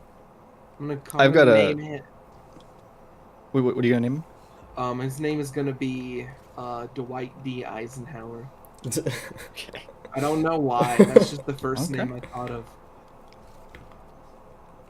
I've got another question. This is like not related. I mean, yeah, not really related to Edge of Fate, but the fact that they are, let me put it like this: the fact that they have officially made the Winnower canon, given him a personality. I use him. You can call it whatever. I don't really care. And it's a living being with its own personality and all that. It really raises the question of, okay, well then doesn't the opposite need to be true for the gardener, right? Because this is the other kind of half of that old debate where the gardener isn't her own character, it's just the big white ball, right? And so my opinion is I think now we're kind of at a point where the gardener has to be her own character. It's more of how they introduce her rather than if she's even real. And maybe some people would disagree with that, and that's perfectly fine. But my question, I guess, to you guys is if you think the gardener is a real character or whatever, how do you think that they're going to go about like introducing that? Man, that's That's a great question. it's good. I do think she's her own character, definitely. Um, just because of, I think it's like it's hard when Bungie like they call the Traveler the gardener in Final Shape, but it's like I do still think that the garden like the Traveler is just like it's an avatar for the gardener, and the gardener's her own thing. Hmm. And I say that because then in the Final Shape there's that Zavala has his whole arc, and there's dialogue in the one of the I forget where it comes from. It's from one of the quests after, and he's talking about how the Traveler like this whole revelation through they find through the Final Shape campaign, like he learns that the Traveler isn't a cornerstone of the universe that he once thought. And I think that's such an important line. That just, to me is saying the cornerstones of the universe are the Gardener and the Winnower, because they fundamentally Yeah. they are the fundamental forces behind it. So when you're saying the Traveler isn't one, that's just saying it's implying to me that okay, Traveler is not the Gardener Winnower. Gardener Winnower are their own thing still, or the Gardener herself is her own character, and the Traveler is an avatar. So, with that point though, I've got no idea how they're gonna introduce her. I think she's inevitable at this point to come, with the Winnower, because if Winnower, you have the Gardener. You have to have Yeah. when if you have one, you have the other. Um, but I am of the theory though that she is now starting to kind of piece herself back together, like that whole line with Micah 10 in Final Shape, where she's talking about Yeah. how she can feel, the gardener in this way, like her whole body's falling apart. Like it talks about her hands in a like a human way. So to me, it seems like she's now that the witness is dead, and there's a peace. She's gonna probably slowly start to come back together, and I just don't know what would bring us to interact with her finally. I just wonder. I just don't know. What do I you think think, Ultra? in terms of us interacting with her, I think it would come down to how the symmetry between her and the Winnower works, because as we know, there is the whole not the whole the the people a lot of people tend to say, oh, the Winnower is purely neutral. He's purely a spectator who just kind of pulls strings a bit, but mainly watches things happen. I that from everything I see, I feel that has to only be a half truth. Um, with the whole philosophy, because of the whole philosophy of the sword logic and the doctrine that the Winnower preaches, I think that inevitably we would have to confront the Winnower eventually, or else conflict between forces like the Hive and the Taken and the Soul Divisive and all of that will just never end. And I think that in the event where the Winnower would feel the need to get directly involved, I think that is the point where the Gardener will have to get involved directly as well. And as for the relationship between the Traveler and the Gardener, I think that there's two big things with that. I think the first one is in the Books of Sorrow, because we already know in the Books of Sorrow, the Winnower is referred to as the Deep itself. But Yeah. the Traveler, if the Traveler were the Gardener, you'd think they'd call the Traveler the Sky itself, or just the Sky. But they refer to it as the sky's The bait star. Yep. as though Yeah, it's and not. in Final Shape, that wizard Luzaku makes that distinction with the gardener or whatever. Oh, Mhm. that's right too. I forgot about that. Yeah. And there's even older lore that alludes to that as well, because I think in Destiny 1, Osiris refers to Osiris calls the traveler a god incubator. An ontoformer, yeah. Yeah, well, it's speaker lore, and he says that that's like Osiris's theory. Yeah, yeah. I think so. The way I look at it, right? So first of all, you need to look at intent. So like with the Winnower, right? I do genuinely believe that Bungie was planning on just having it be the witness, and then they changed their mind, and they have now gone down this route. And like maybe this is like, and I don't mean this to be disrespectful, but like in a very like um I don't know what the term is, like cynical or something like that, but I feel like they mainly did it because they needed something to continue on after the final shape, and the Winnower just was a really great opportunity for that. So like I'm, connecting the dots together and I'm kind of piecing things, whatever, but I'm not like of this assumption, oh, they were planning on this all along. And I kind of feel the same way about the Gardener, where I do think Dark energy shouldn't be that confident. the Gardener is a very complicated, and to give them credit, it's a very complicated character to deal with because this isn't like an enemy. This is a character who has to have a kind of like a more active relationship with the player character. So trying to figure out how do you fit that in and the character's personality and origin story. Also keep in mind, both of these characters are connected to the Black Garden, which is an absolute mess story-wise, that whole destination or whatever. But now I think, yes, the Winnower is a thing, and so by extension, the Gardener needs to be a thing. And if we're going off of like, okay, well, how do we fit this in the world? I think they may have given us an explanation in the final shape, as Abaddon alluded to, with the whole being kind of like fractured and slowly coming back together. From what I've read, my interpretation is unveiling happened, and then once the universes were made and the Gardener and Winnower ended up in the Destiny universe, either by choice or just, I don't know, whatever, I kind of feel like it was choice, the Gardener forgot everything and came in as a blank slate with just the ideology. The Winnower remembers everything, as shown in Unveiling. And I'm not going to get into that as much, but with the collapse, the Gardener didn't just make us. She sacrificed herself by splitting up her whole like personality and her power and all of that.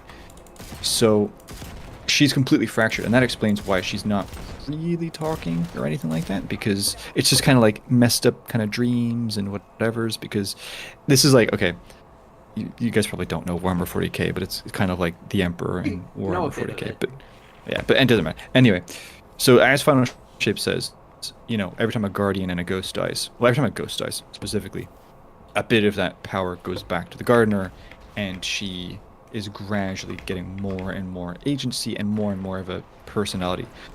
For example, I think when Sundance was talking to Cade, I think that was the Gardener. There's new lore with Sunder Doctrine, where it's, I think, of the Witness first entering the Traveler, and the, quote-unquote Gardener or whatever basically talks to it and is like, I think that was the Gardener. So I think the Gardener is now gradually coming back just because of the fact that more and more Guardians are dying, and so she's able to kind of reform herself. There's a huge but, though, which is that the Traveler is now corrupted. And I don't even mean just from like the Witness's influence. Darkness is now inside the Traveler because of the link with the Veil. And we can't change that. That's done. It's irreversible. And because of that, it's not just that the Traveler is healing, it's changing. And I think by extension, the Gardener is as well. And so if the Gardener comes back, and I do think she will, I don't think it's going to be the Gardener that people are expecting. I think this is going to be a completely different, and this isn't just like, oh, a being with light and darkness, but it's also memories. And because of the whole darkness thing. So to kind of wrap it up, I think the winnower, we can kind of have a bit of an idea of what we're going to be dealing with this character in terms of the actual person or the character. But with the gardener, I don't actually know because I think you're looking at something that is changing and that is kind of possibly corrupted. So that's my take. But sorry, just to quickly say, when do I think we'd be dealing with this? I think this is your end game. Like this is your big boy end game story, and I wouldn't see us doing anything with this for at least a couple of years. That's my take on it. Yeah, I agree with you about that. I agree. Definitely. I think this is a. By the way, I'm again Nice lost, one. so you can start the encounter if you want. I don't mind. I think if we go up here, it'll just pull you. Let's see. Okay. Like I'm pretty sure it pulls you before the banner, which is very convenient. Worst case scenario, I can always just leave and rejoin. I don't mind that. It'll be fine.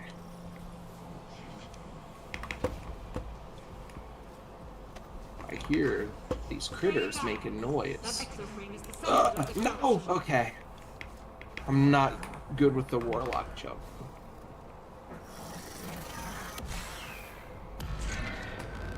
A-traps.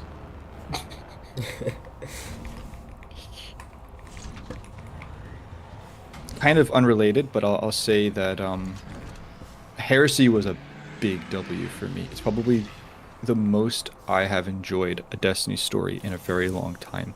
And if the writers that did Heresy are working on like Edge of Fate or Renegades, they do have like my complete confidence. Like Heresy was that good for me where whoever the writers were, if I don't know what they're working on now or what they will be working on, but those people specifically, they do have my faith.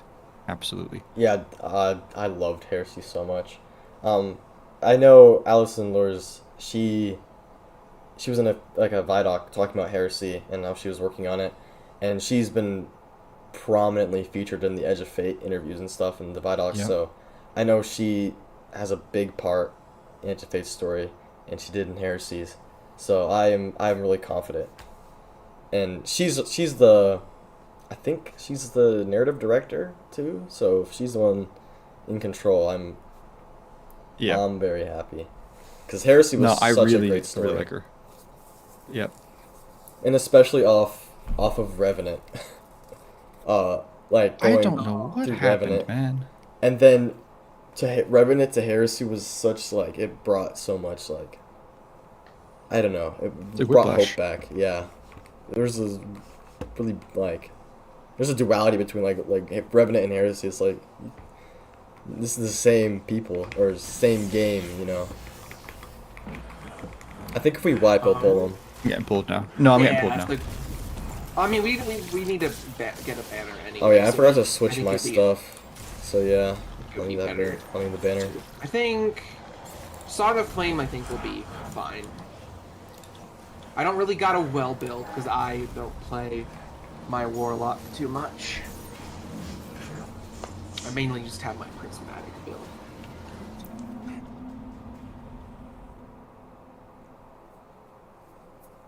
My fear, because like I said, I do have faith in the writers, and like even like with some of the things I'm not as excited about for Edge of Fate, like I do think I view this as like an intermission period, so I'm not as like upset or worried about it. But my fear is I really don't want this whole saga to be about the Nine. I don't think it's likely, but I don't want like the next like 2-3 years to be just about the Nine, if that makes sense. That's just my own personal thing though. I think if you're somebody who like really like that's like your favorite thing about the lore is the Nine, then like you're probably like delighted. But for me, especially, it's like again we've been getting like what 5 or 6 pieces of lore now about the Winnower, and it's like okay, I'm getting all this like stuff, but then like I have to sit through these years of just not that stuff. And I'm like, but we'll see. We'll see. It's a bit of a poor taste joke, but we'll see if the company's around. Oh, hopefully. I hope so, but Let's kill the Momosita. I am curious as to what the expansions after Renegades will be about Shattered Cycle and the Alchemist, because Something I've heard that's interesting. Shattered Cycles. I forgot all about that. I doubt it, but an idea I've heard that's really cool is Shattered Cycles involving the Dreaming City in some way. Shattered Cycle. Because the curse is kind of like a cycle. Oh yeah. True, actually. I saw that in a random comment. I can't remember who commented, and I can't remember what video it was on either. Wait, was it Alchemy or Alchemist? The Alchemist. So it's a title of someone. Yeah. Interesting. I've seen theories that it could be like the title of a member of the Nine, but I don't know. I'm leaning towards, because Destiny draws on alchemy, like it has in the past. So, I think it could be anything. Honestly, it could be anything at this point. I think we're due for. I could see alchemy being like Nine related, or Alchemist being Nine related. Where's I could see that. I do think we're due for a Hive expansion within the next few years. I think Heresy can set that up. Yeah. Yeah, and Sunder Doctrine as well. Like, I think the dungeons of this past year are doing a lot of foreshadowing and setting up the future. So I think something Hive related soon. Maybe next year. Maybe one of next year's DLCs are about the Hive.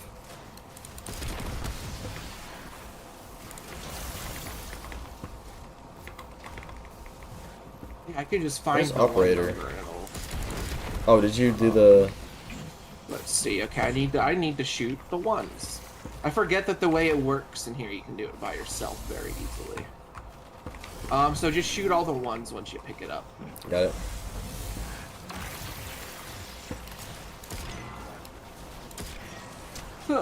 Yeah, I mean, narratively, the unveiling stuff is my main investment. I'm not sure they're gonna do too much with pyramid stuff anymore, but we'll see. If they are, probably not for a while. I think if they do, it's probably going to be through the lens of the Dread. I could see that being the case. Yeah. Honestly, what they've set up with the Dread has been interesting. I do think that they have a lot of potential to be a really cool faction. I would like to see more Dread units, though. There is also, like, stuff that they just haven't acknowledged in a while, like the Drifter seeing the critters on the planet. There's a reason for that. Oh, yeah. I don't know, but I know what you mean. Yeah.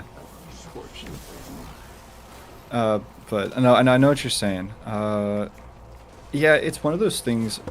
Like with me, I'm like, okay, I see sector purge imminent, and that makes me not want to be in this sector. Am I right in saying that? We gotta scan all of her clones, and then we gotta shoot it's the one. this one up here, but next to me. Okay. Alright. Then we gotta pick up that, and then we go in here. Oh, I got sniped. Then come to me real quick. Oh, okay, Yep. you got him. We're about to get microwaved. Clovis and his microwaves. Imagine if he ritualistically sacrificed people. That would be crazy. Certainly he'd never do that. Right? Yeah, it's just Grandpa, as Seraph would paint him to be. I think it's really funny how much you can compare Clovis Bray to William Afton. It's really funny. Who? William. That's the antagonist of Five Nights at Freddy's. That's like the murderer dude. You know, you're not entirely wrong. Oh dang. Oh, I'm getting radiated. Oh, I gotta get out of this real quick.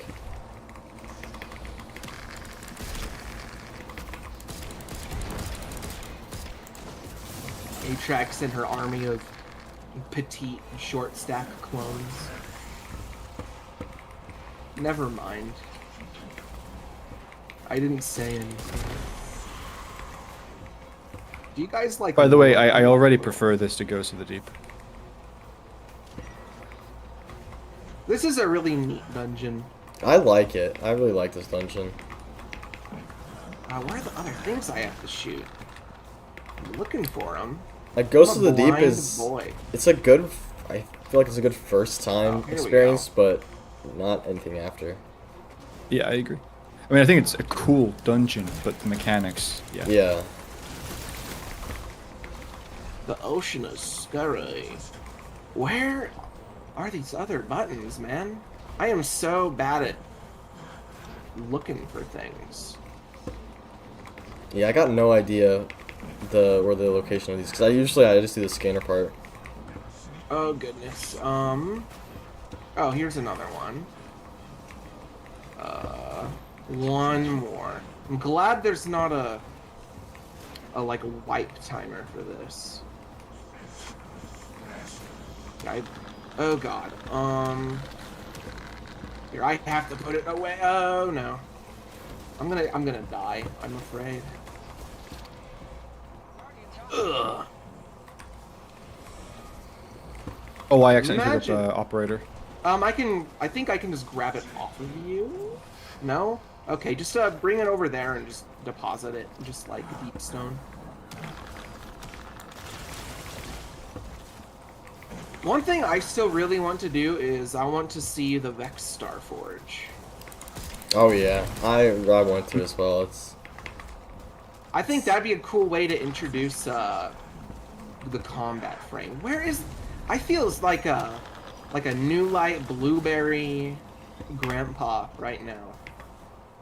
They literally glow red and I can't see. oh, the is this? glass Did you get this one on the ceiling?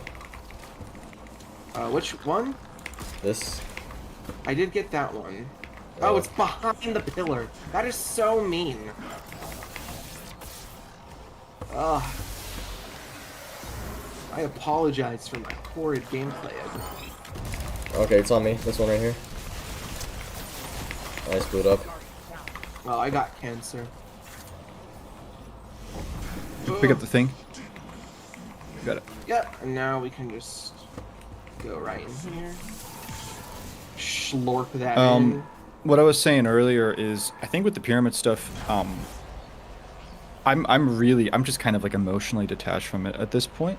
And I think with the dread stuff, especially with Thunder Doctrine, it really feels to me like these are things either that they wanted to do with Final Shape and they didn't have the time, or it's just, you know, they were like, okay, well now we have time to actually kind of flesh out this faction.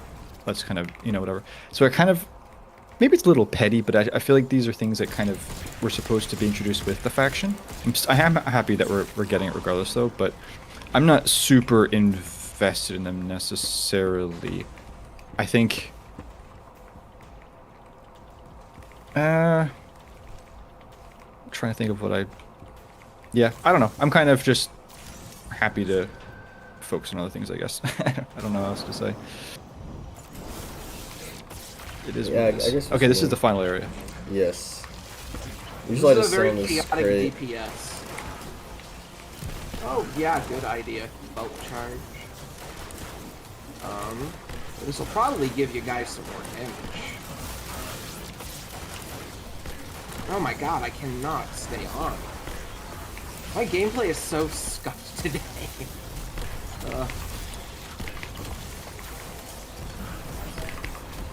I don't think this can reach her.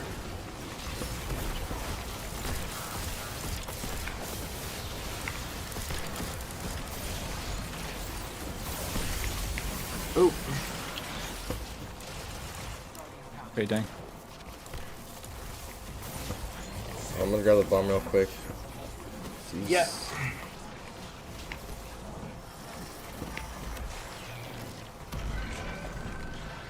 Let's go in there.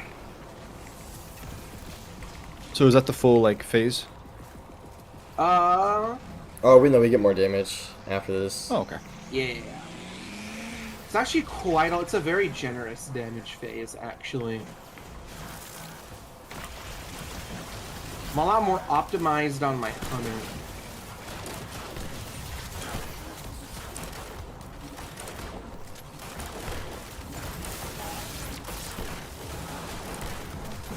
I can make do.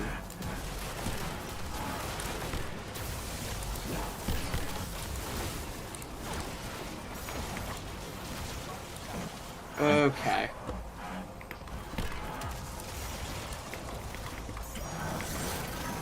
Alright, now we need to get out. Oh, that was pretty good damage though. Half health. I got half. Not bad. It's very nice. Not bad. Not too shabby. Don't know how much Song of Flame helps though. Might switch. No, I'm fine. Got it. Level only. Omega. An interesting thing one of my friends brought up is I can't hear it as much myself, but he thinks that the AI in here sounds really similar to Elsie. That it could be like I can kind of hear it actually. trying to, how do I kill these guys? How do I oh, the grenade. Yeah, you just grenade them. I always forget that. Okay. I guess I'll just put this back.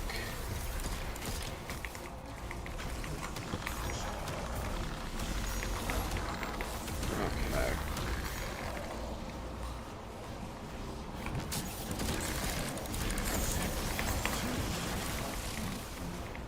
It is 2. Okay, so where is operator? There we go.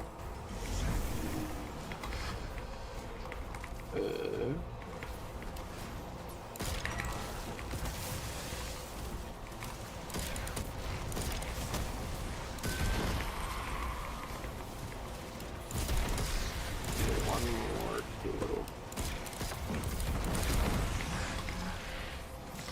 One more, 2. Come on. Here we go. That thing is in the lower stacks. Yeah, I can definitely hear that as Elsie. Mm-hmm. Whether it's intentional or not, that's another question. Yeah. I'm must be the I'm same wondering voice what actor, kind of actress. I'm wondering what kind of significance it would have. That's what I'm curious about. Like if Like any. with Clovis. Like I'm going to turn my daughter I hate into an AI so I can torture her or whatever. Blah blah blah. I don't know. It sounds like something he'd do. It's in character.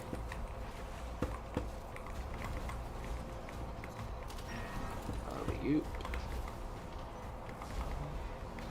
behind the pillar. Let's not forget that.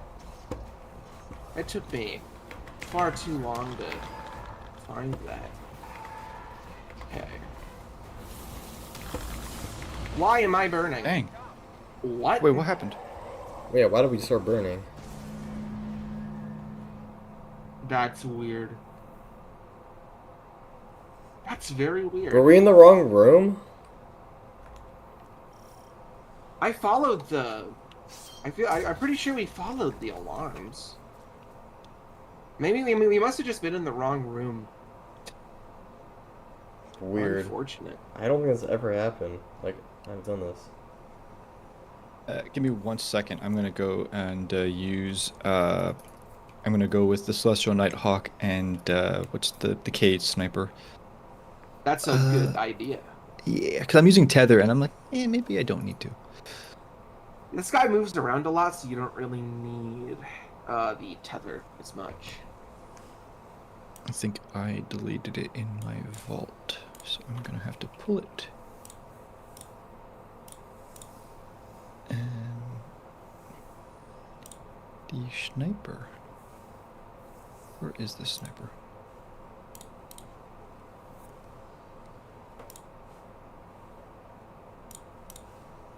Oh, still hunt. There it is.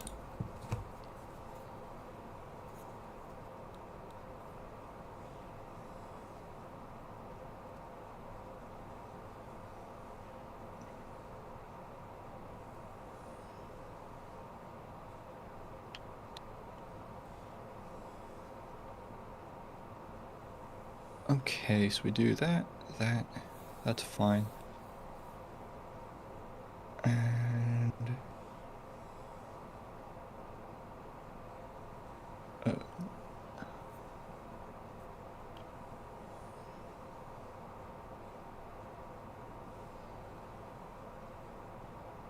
Ugh. okay, I think we're good to go. All right. Let's go.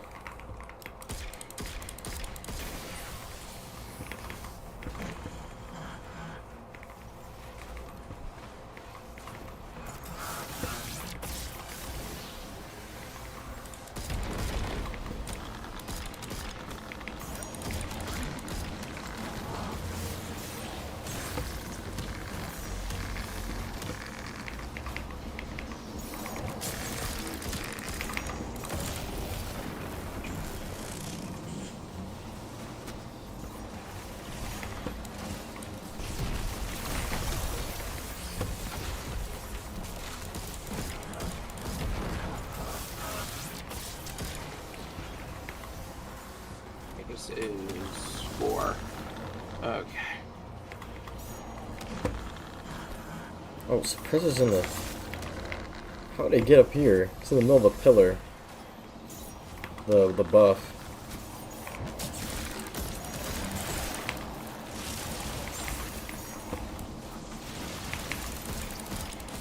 Where's the operator?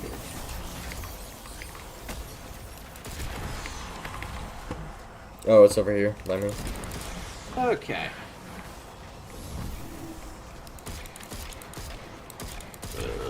Four. 4. 4. 4. 4. Okay, let's make sure we... That thing is in the lowest. Okay. Over here.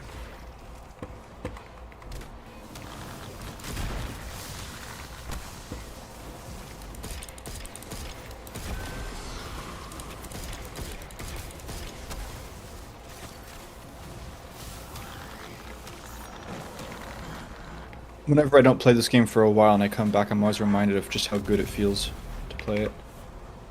Just like the movement and the gunplay and all that, it's just really, really smooth. Oh, yeah. Good. Very slick. That is true. That is, I guess, the best consistent thing about this game. But when you play it every single day, you just kind of take it for granted. You don't really think about it.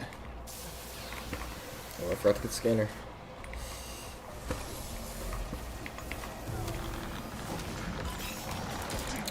Ooh, on me.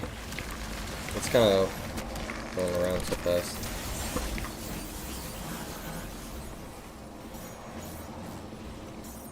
Oh my... Okay. That's lovely. That's rather comedic. Oh, where's the nuke? Sorry. I was gonna dunk it, and then I didn't. Just Okay, put I'm it in. just gonna... that's evil.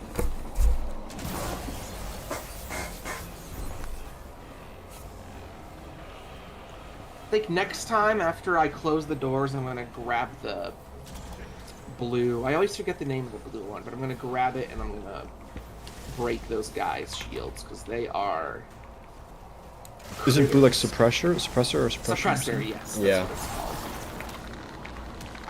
I haven't done Deep Stone that much, so I don't. There was a little bit where I was kind of farming Tenix because I just wanted to get Eyes of Am I Tomorrow dead? just to have it. Can we get you? Yeah, I was trying to get the scanner from the side room because it despawned. Because I died with it. I think I went to the wrong one. Here we go. I got it. Is it gonna let me? Where is your body? Oh, it's a ways off. Okay. Oh, that's a spawn. Oh goodness. Why are you still chasing me? Oh, here we go. I'm gonna deposit this. I'm gonna deposit this in this other room, And then I'm gonna run back and grab your ghost. Alright, yeah, I just rezzed. Oh, okay. Here, I'll put it in the wall and I'll wait for you to get into the room, and then I will shut the doors.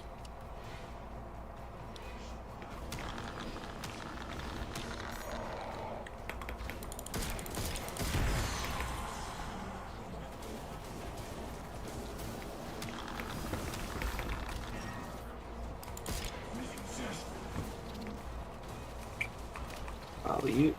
Ugh! Alley-oop.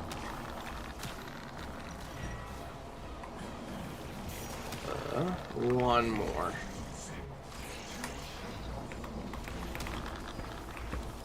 That one.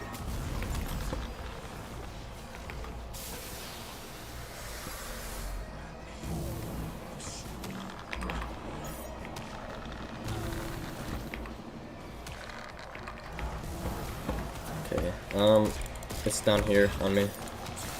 Okay. Nice.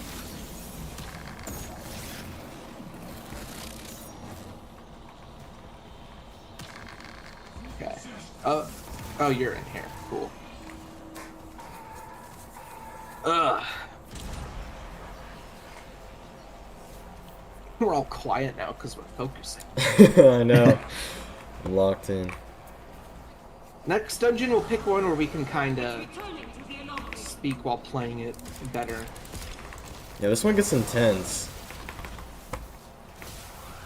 It's a fun loop, though. Yeah, I do enjoy it a lot. Especially back when I was really farming it.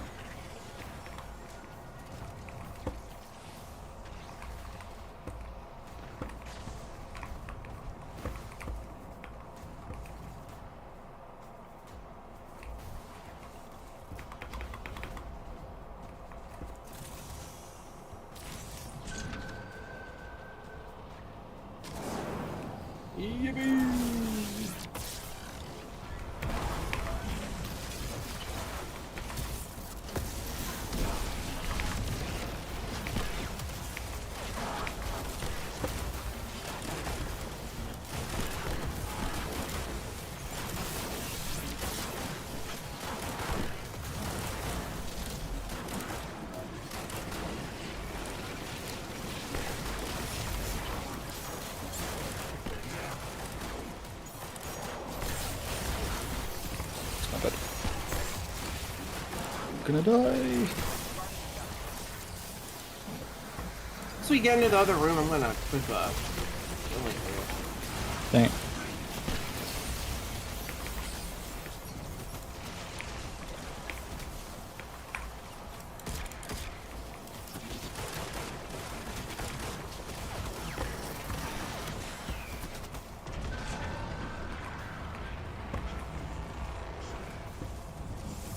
Here.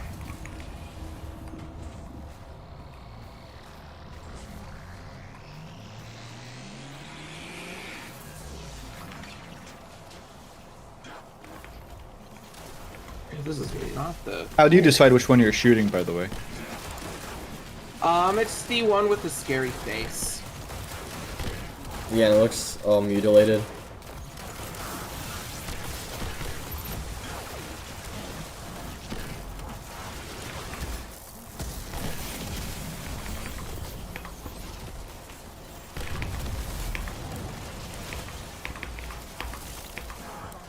Dang.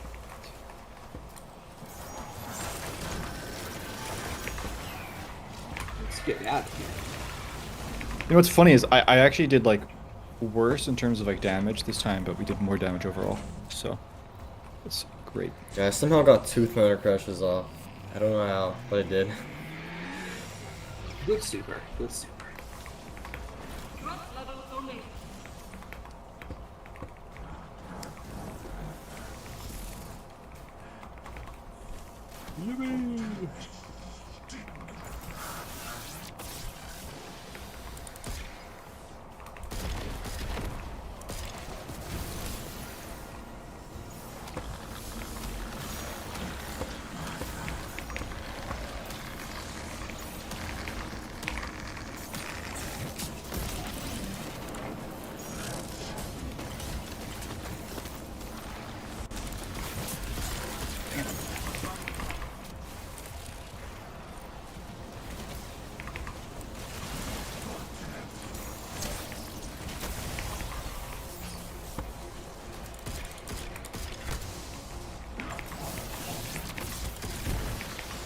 probably scan.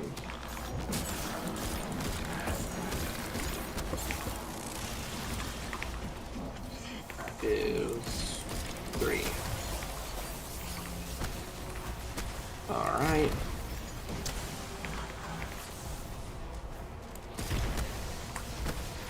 Uh, 3.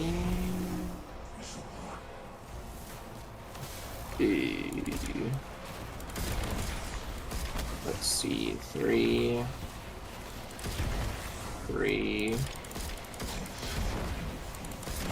One more.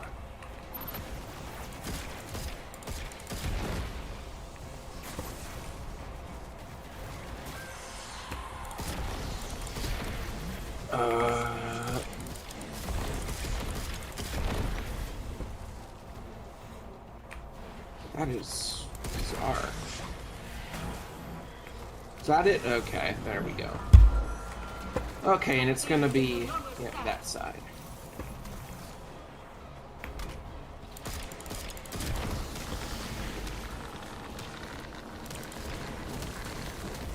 Oh!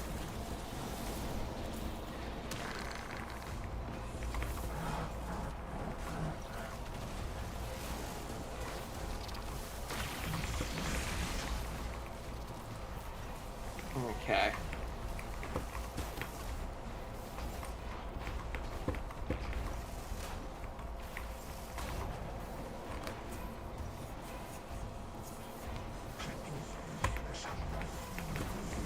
You good, Ben? I'm working on it. Okay, let me... I don't think there is I think I'm really good. that... I don't think there's really that much of a timer in here, so I think I can run and get ya. I'm taking the scenic route. Ooh.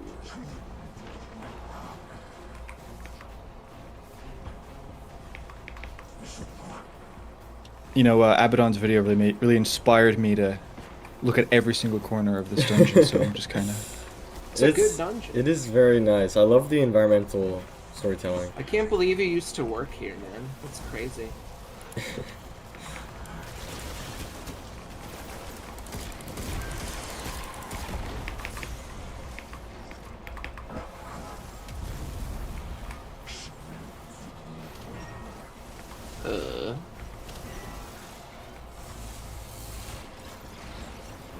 Where is this last futon?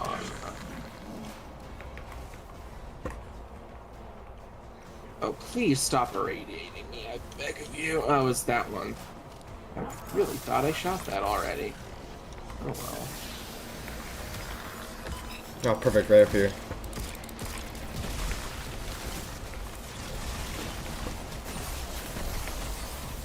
Hey, let's run down here before they irradiate us. With this second phase, I don't think you really need to worry about putting it back, because we're going up to damage anyway. That's true. Out of habit. Yeah, better safe than sorry. Good muscle memory. Okay. Oh my god, there's like 3 of them. Evil.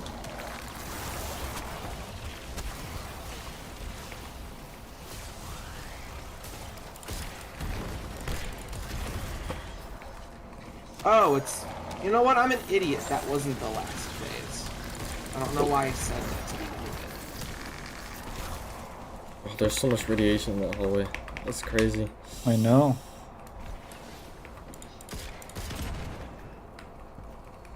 At least the basement is nice and empty.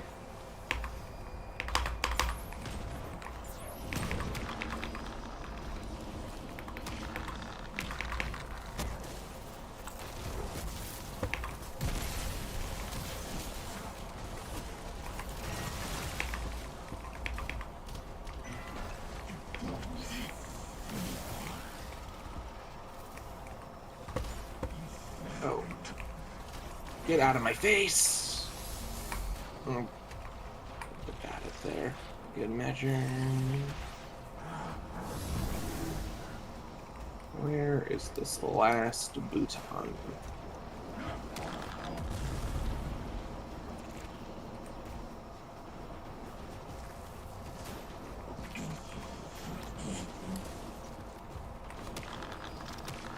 Come on, man. Oh, okay, there we go.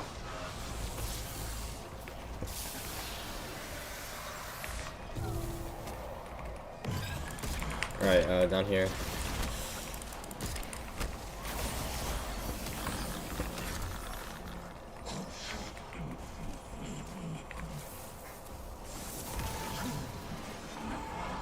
Ugh.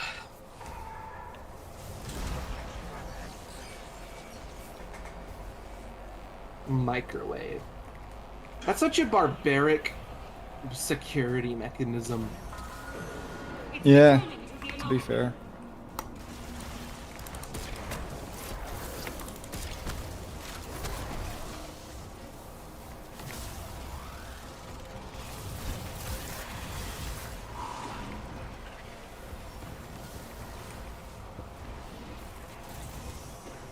I got full ammo, so I think we got this in the bag. Yeah, I got quite a lot.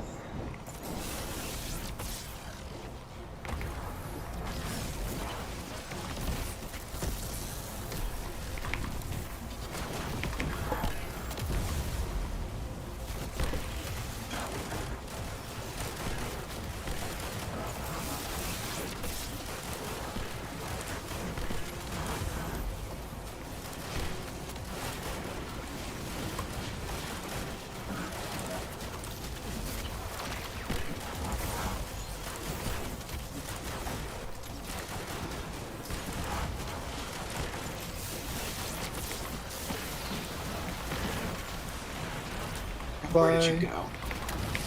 Okay. Let's see if I got that auto. I don't want to go down there. Okay. Corrupted signal failure. Better luck next I got the time, auto I rifle. suppose. Ooh, did you get jolting feedback? Control of everything. It forced the construction No. of the anomaly. I got What do you killing mean? women and So swashbucklers. much more than it already did. When you get jolting feedback on it, it's basically a diet Zalo Population supercell. count is Oh, cool. nil. That's why I want it. Alone.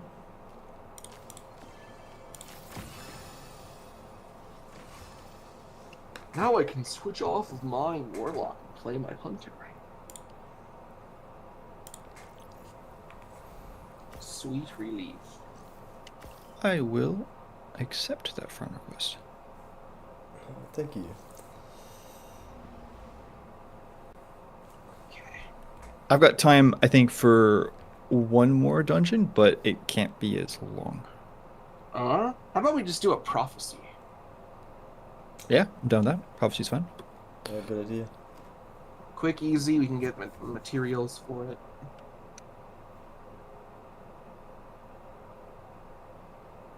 Alright.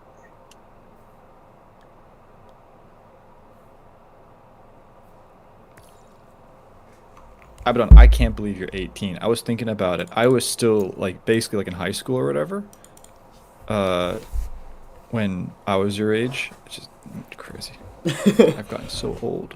Oh. I don't think I've actually said it on stream anywhere or anything, but I don't know. I think it is. I don't know. It's kind of crazy now that I'm thinking about it.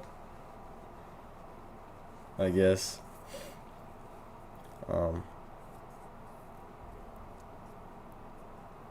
Got your whole life ahead of you. I know. Destiny's been with me for like half my life at this point. Or no more than that.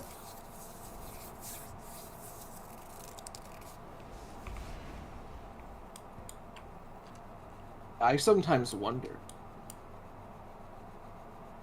What? There's like a...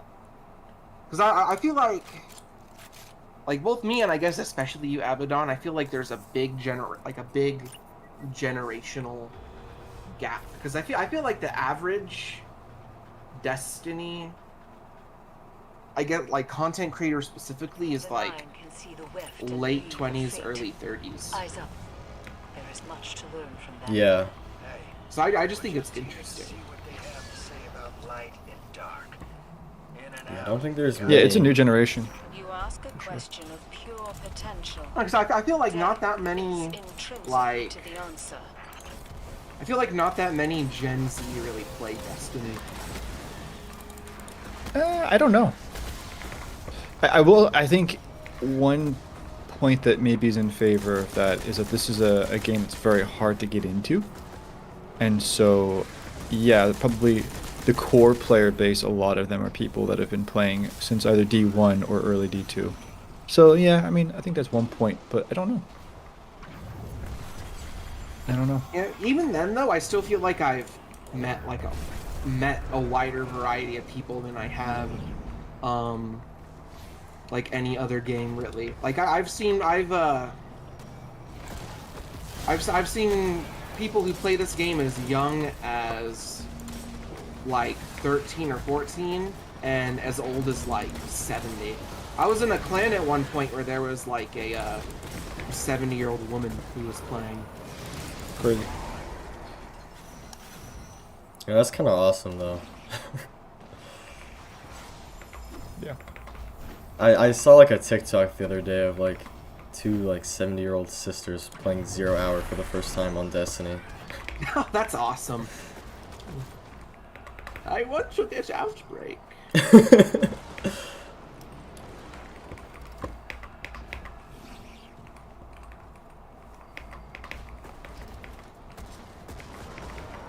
It's like it reminds me of the Skyrim grandma, if you know who that is. Yeah. And it's interesting to see such a wide variety of people.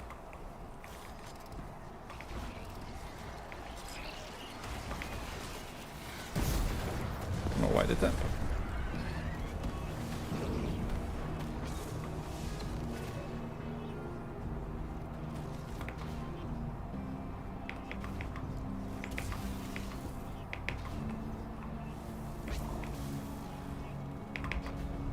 I remember when I first did this dungeon, I kind of thought that the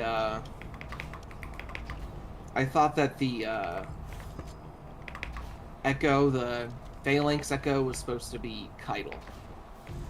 I remember thinking that back in the day. Huh.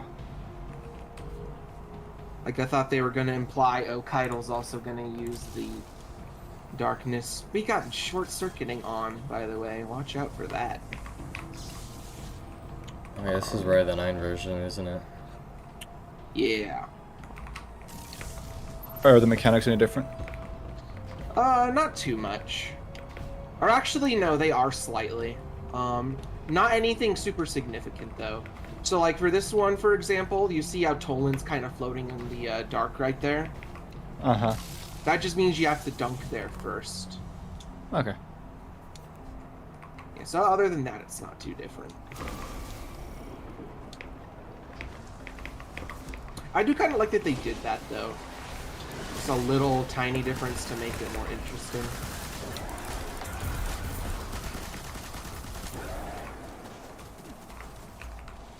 Oh yeah, nonary manifold.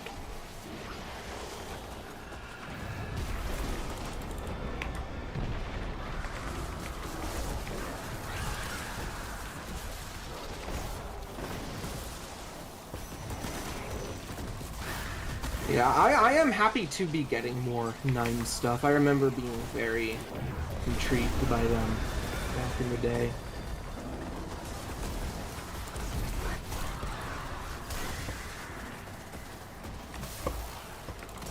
You know, I'm kind of like rediscovering Season of the Drifter as I'm going through it, because back then I don't think I even played that much Season of the Drifter, and now I'm realizing how much lore there was in that one season. Yep. That entire year, I think I said it in one of your streams already, but that entire year just has some really interesting underlying tones. It nails like the theme of you knowing there being an apocalypse on the horizon, Horizon very well. Definitely, yeah. By the way, goodness gracious, this poor dude. Just got annihilated. It's the fastest I've He ever was melted smote that from guy. existence.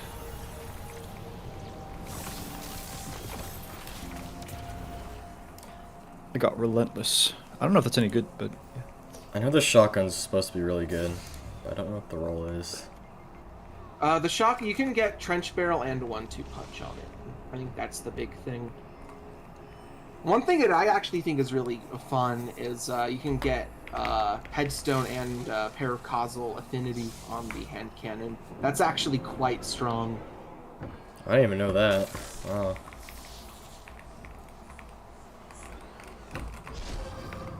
Is the hidden chest still in this? Yes.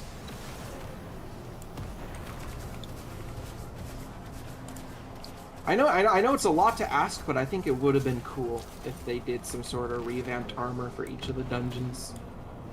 I mean, for this one, they could have done the adept version or the flawless version or whatever of the Trials of the Nine with the glows. Yeah, that armor looks insanely cool. Yep. I was not Ooh, it's chocolate. great at Crucible. I'm still not great at Crucible. So like that I don't think I beat a single. Why am I stuck? What is happening? This is odd.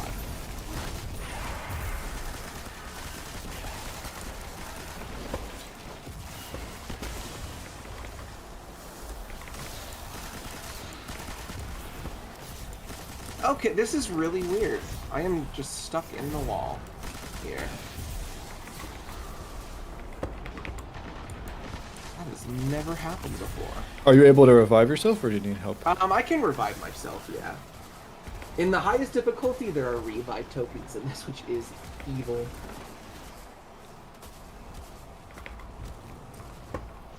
Here, I got your S. Thank you, thank you.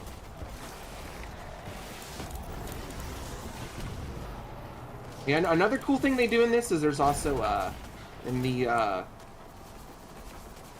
Rite of the Nine versions of these, there are actually revamped or extra bosses.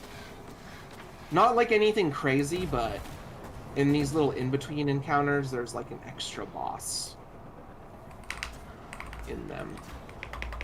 So like for this one, it's the Paracausal Invader dude, and he just kind of moves around the map as you're doing stuff, so you gotta avoid him.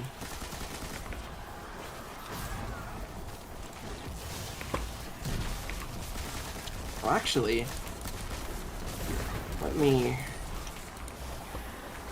For this encounter, I actually like to equip the Griffin, because the, if you get, like, the full, like, buckshot on the blights, it one-taps them, even in the higher difficulties. Oh, which is really? Cool. I don't even know that. The Griffin's really cool. Yeah. I'm glad they did that. Yeah. I do personally still like the skimmers a lot more, but I still think that is a... Oh, never mind. He's dead. I did not remember Bane's being in. Oh, thank you, David, for the 5. Is that euros? Appreciate it. Did you guys read the new Grimoire anthology? Has Winor lore been reading to, bugging me, talking to us and saying she searches for the place everything began. I did see that, and we were talking about that earlier. But that lore is really interesting. For sure, dude. And I still, what do you guys think the place where everything began refers to? Because I don't know. I think it could either be the Black Garden, because that's where all of existence began, or it could be the, what do you call it? The, like, homeworld of the Precursors, because that's where, like, the whole main conflict began. Yeah, that's what I was thinking too, but I'm unsure. So when you hear where everything began, you might like immediately think like where the whole like story began, which would be the original garden. And that could be the Black Garden, but again, because of how weird that is now with Bungie, like with the Black Garden, like I don't know if because technically it has to be the Black Garden because of what I showed in my video or whatever with the stump and all that, but they have yet to actually confirm that that is the garden. But whatever. So either it's the original garden or the Black Garden, or yeah, like Ultra said, the one we were talking about, the pyramid, like race's homeworld, which if you think about it, it's a possibility, but what is actually the significance of her doing that? And I'm actually gonna kind of put this out there, and this is being really like this might not be anything at all, but Asa is the one who gives us that message about how the race became the witness, and we get to see a bit of their world and all that. And I know this, I'm reading into this, but you could nearly imply that because she knows what their world looks like, she probably could go there if she wanted to. So I don't think it is that, personally. I do think it's probably, yeah, like the original garden. And I think, yeah, I really want them to go more into the Black Garden, because I think if they will do that, there's a lot of really cool things they could do with that. So like, for example, I was saying this to, I think, Ultra before. There's the D1 Grimoire lore. I think it's like Mysteries something. It's Rasputin talking about the collapse and how he let everybody die, and he's talking about like the winnower effectively. And it's like I met it at the gate of the garden or whatever. And what I've been told is that the kind of context of that scene is this was at the gate that's mentioned is in the cradle on Mars, and basically Rasputin was like looking through the gate, and the winner was on the other side of the gate in the garden, and then that's where you get like your black blossom, your black flyer, black dang it, your black fire devouring the blossoms. And so yeah, no, if Bungie does go with the Black Garden and all that, they can do some really cool stuff, and yeah, but we'll see. I think that lore was really good. I'm a little curious as to why the winnower really cares about Asa, or why he's reaching out to her. I'm just throwing this out there just as a little, like, could be cool.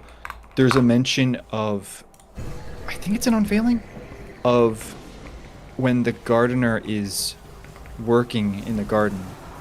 There's like the worms kind of like biting at her fingers or something like that. I can't remember exactly what the phrase is, but you could, if you wanted to, you could nearly imply that the worm gods as a species originated from the garden as well. And we know that Os is like a proto-worm or some crap like that. So if she's looking for the Black Garden, maybe it's almost like she's trying to go home or something like that. I don't know. I'm just putting that out there. It's like tinfoil, whatever, but yeah. Yeah. Don't know. I mean, what Cool. I think is very likely is, in most scenarios, you have to reach out to the winnower, talk to him, not the other way around. Yeah, that's actually a really good point. The one exception to that, I think, has been the Guardian. So Yes. because he brings up wanting to know where it all began, I think that Asa just communed with the winnower in like a search for answers. You could also nearly, Asa isn't herself taken at all, right? No. No. But Sloane kind of is, and so maybe the winnower spoke to Asa through Sloane. Ooh, That's could actually be cool. good. that's a cool idea. Yeah. I need to Again, there's no reread evidence that for that. passage, but I forget.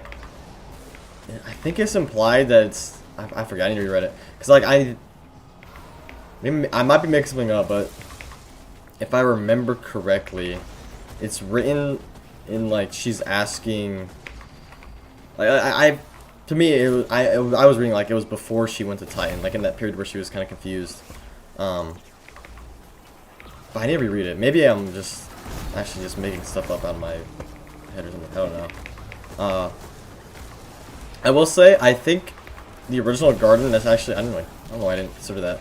The only reason why like I was not really considering the Black Garden was because like we've been there, you know, to the Black Garden. So, but I guess the Winnower. I don't know. Maybe Austin. There's also there is, I think, the only way I think they can, or not the only way, one way that they can kind of get away with having the OG garden not be the actual Black Garden is if the Black Garden that we can go to is just a the replication of the Black Garden made by the Vex. Oops.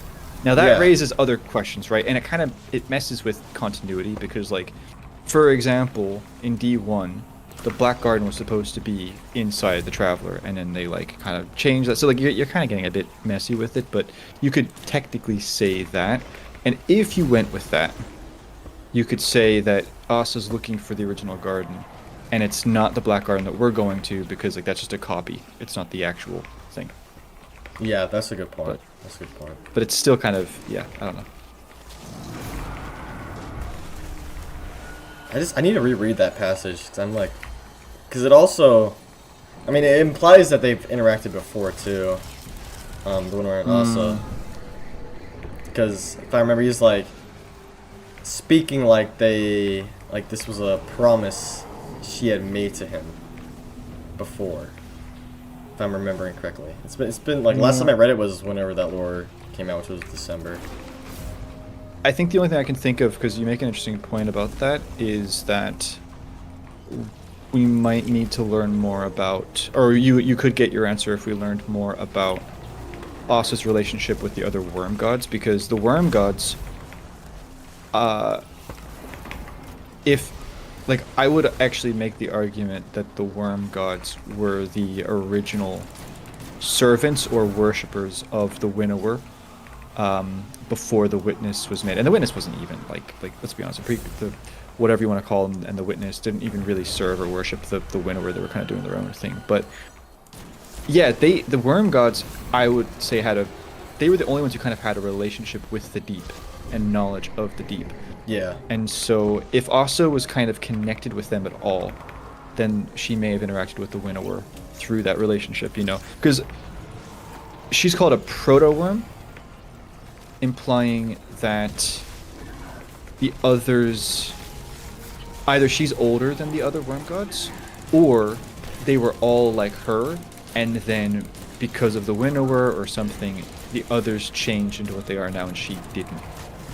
And if that's the case, maybe there was a time where her and the other worms met the Winnower, and then the others, you know, joined the Winnower, and then she didn't. It's just, again, I don't know, throwing it out there. I don't know. It's one of those things where you wonder, does the writer actually know? You know? Yeah. I need to go look at that. After this, I'm gonna go look for that page because I'm like, my memory might be failing me here. Okay, hold on. Now I You're gotta too young find for it. that.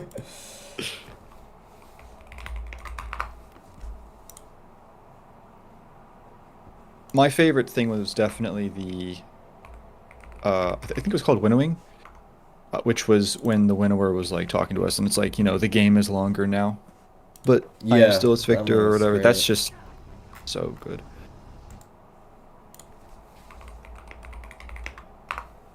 That's right. It was No, Club I'm excited Morgue. to see what they're gonna do with all that.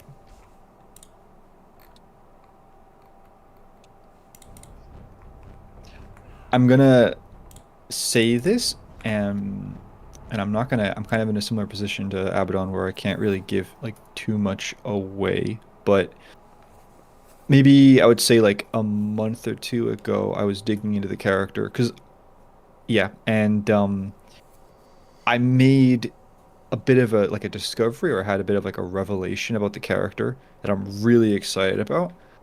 But all I'm gonna say is that the attitude that you see in this lore and in a lot of the other lore is potentially not really representative of the character and how they feel. I'm just going to leave it at that. And if you go digging and you look at all of the Winnower's lore, and I'm going to just say that all of the Winnower's lore, because and I'm not going to say what it is because I actually want people to go looking. There's one piece of Winnower lore that most people probably don't know about that kind of raises some questions about things. So I would just say like that whole kind of bravado and it's like, oh yeah, like I'm winning and this is great. And da, da, da. I would just say I would look into the lore a little bit more and it might be a bit conflicting. But I'm just gonna leave it at that. I'm really excited about this theory though that I've got. I mean, dude.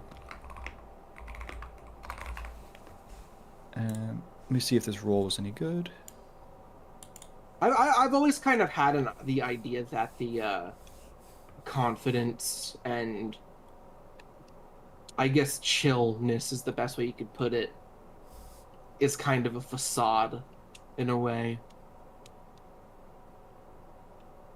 Because there's certain other things that the Winnower says, especially in Unveiling, that just makes me think that there's some sort of underlying rage within the character. I think one line in particular in Unveiling, I'll just whip it out real quick because I can look at it in game. Let's see. In the first knife one, let's see. Don't know. Yeah, so when the gardener's like, oh, I want to change the rules, he says, all you will do, I said, with rising panic fury.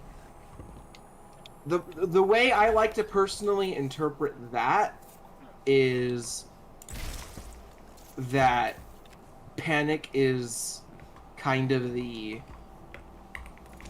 emotion it wants to show off, but there's like an underlying fury to its actions, especially because immediately after that it's his response to the gardener going through with changing those rules is the manifestation of a knife, which he then uses to attack her. Yeah, I get what you're saying, actually. I think you're right. And this, like,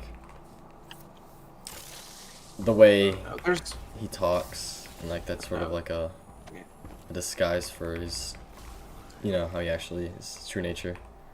Yeah, because when, if you, I don't know, the one instance we see, that's the one instance we really have seen of things not going his way. And when it happens, he seems to respond with violence.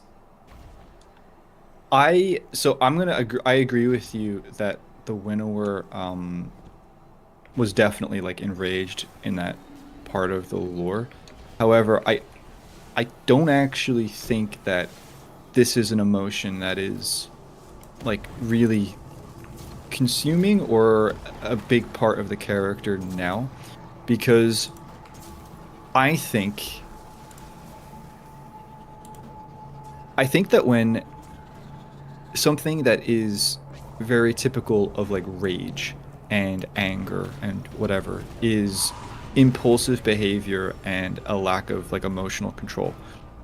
And so, the Winnower getting really angry and then taking the knife and all of that's really kind of a good example of that.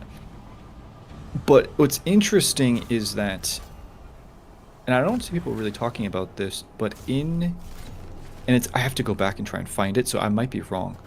But in the final shape, Mike is talking about like her visions or whatever, and she's talking about the collapse. And and this is linked to the shard and the EDZ and why it was put there. And it seems as though the Winnower, and I'm not just saying that like it's implied to be the Winnower, wasn't trying to destroy the gardener or the traveler. He was trying to make her remember. And that is what made her like, no, I refuse, I reject this, and then she like ditched the shard. And you might be like, so why would he want to do that, and then why would she respond that way? And the reason why I think it's kind of simple, and it's that. So why does he want her to remember? The winnower's core thing, right, is that he believes that he is right.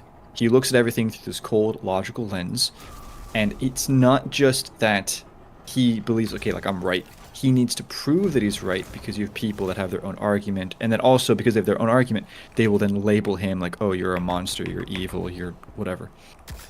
The problem is that he can't really, like, prove her wrong necessarily, like, because let's say she did remember everything what happened in the garden.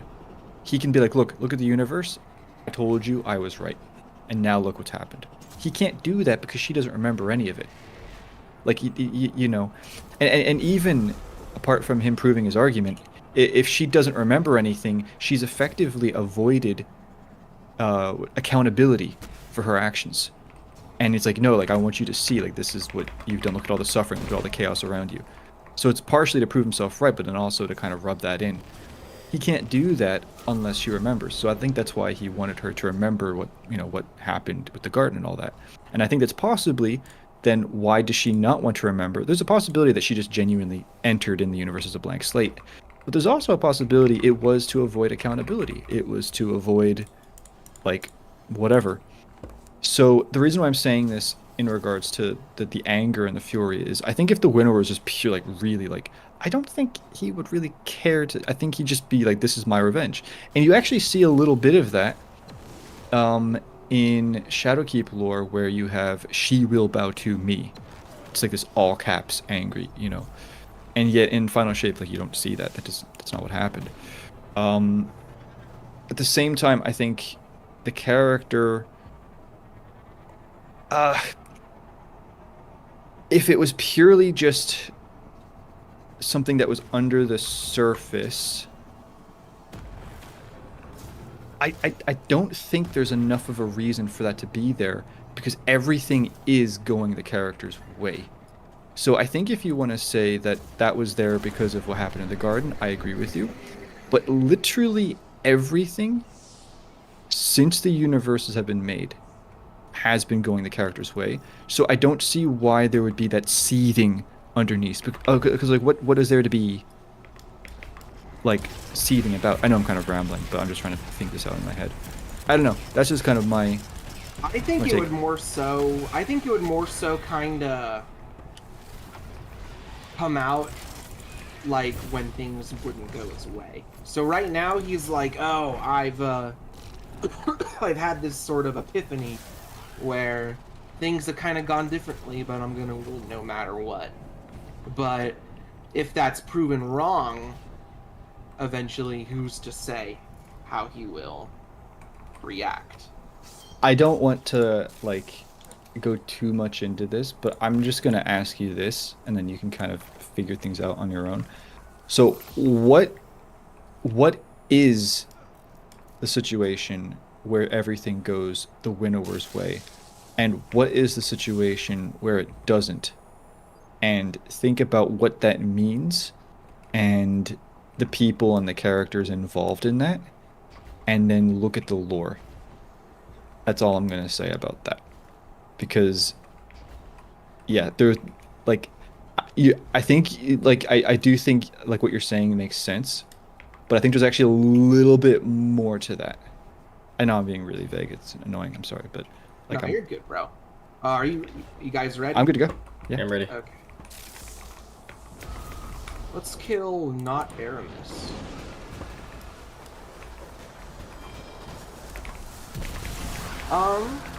And I get what you mean. No, I can, if you want, I can explain it to you later. I don't mind. Yeah, that's fine. I remember trying to solo flawless this dungeon and getting to this part, and it was just chaos. The smoke just went into the ground. That's nice. I love doing that.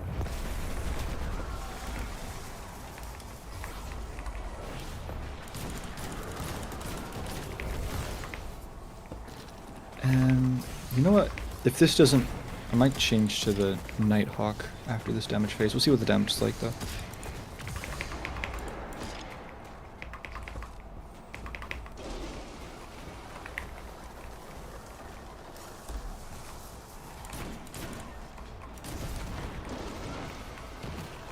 Oh, that's not what I need. I stood in the dark. Need What dark, are you talking dark, about? dark.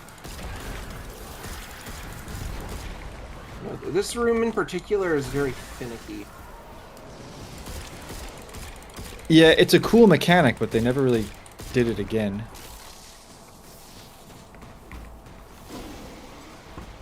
Right, like that Moats. dark. Yep. I remember Let's that being a do it. thing back in the day where people were like, "Oh, motes of light are spheres, but the motes of dark you pick up in Gambit are triangles."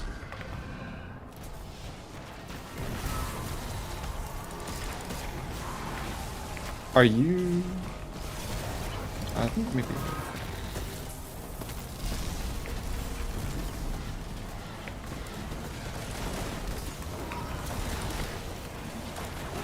Okay.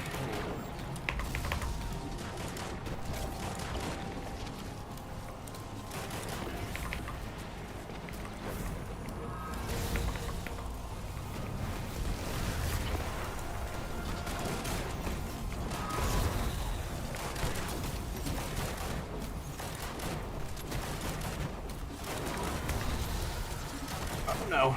Okay, I'm good. Never been better.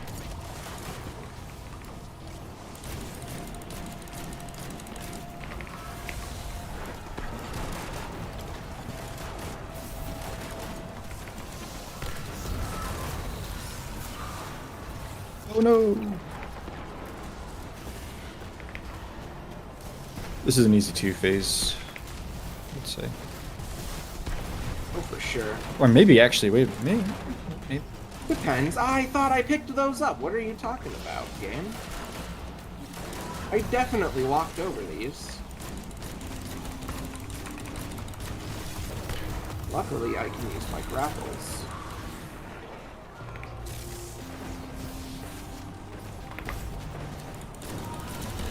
Well, they added the mechanic where you gotta bank the moats in here or else they'll teleport really quickly.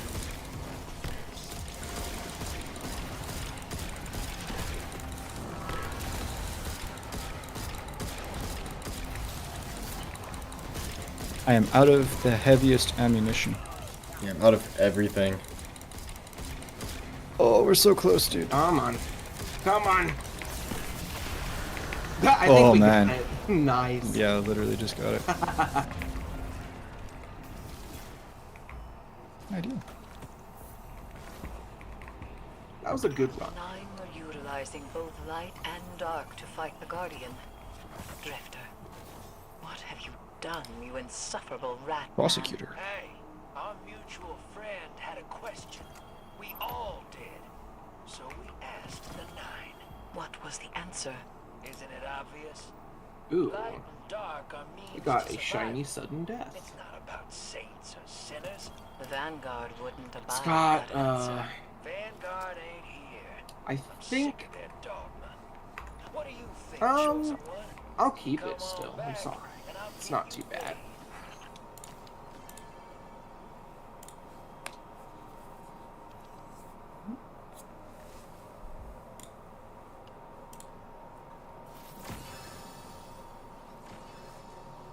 Pretty much gotten everything I wanted from the Rite of the Nine stuff, which is good. Nice. I haven't done too much Friday the 9. It's where like I got all the roles I wanted.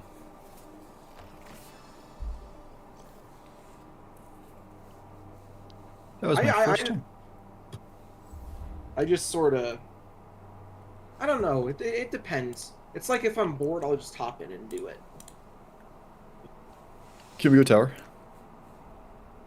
Yeah, we can go with the tower. I've got I guess a last question that isn't lore related necessarily. I think I've talked a little bit with Ultra about this. I'm just curious, like, for the two of you, like, you make content and like you've done Destiny stuff. What are your, I guess, kind of goals, or if you have any plans? And like, to be clear, like, you're both kind of starting off, and you're also young, right? I know it's probably annoying hearing that, but like, you've got like all kinds of options and stuff. I'm just kind of curious, like, what are your kind of thoughts? Do you have any goals that you want to try and hit, or do you have any ideas of what you want to do? Any projects that you're working on right now? I know you're working on a project, Ultra, but yeah, I'm just gonna curious to hear about it. Um, I'll let Abaddon go first. Yeah, so later this year, so I'm going to university, starting, and I'm gonna Nice. my major's actually every time I tell people my major, they're so surprised. I'm gonna be English major. Let's. You know what's Uh, funny? I actually was wondering, is he gonna do like a kind of creative writing English type of thing?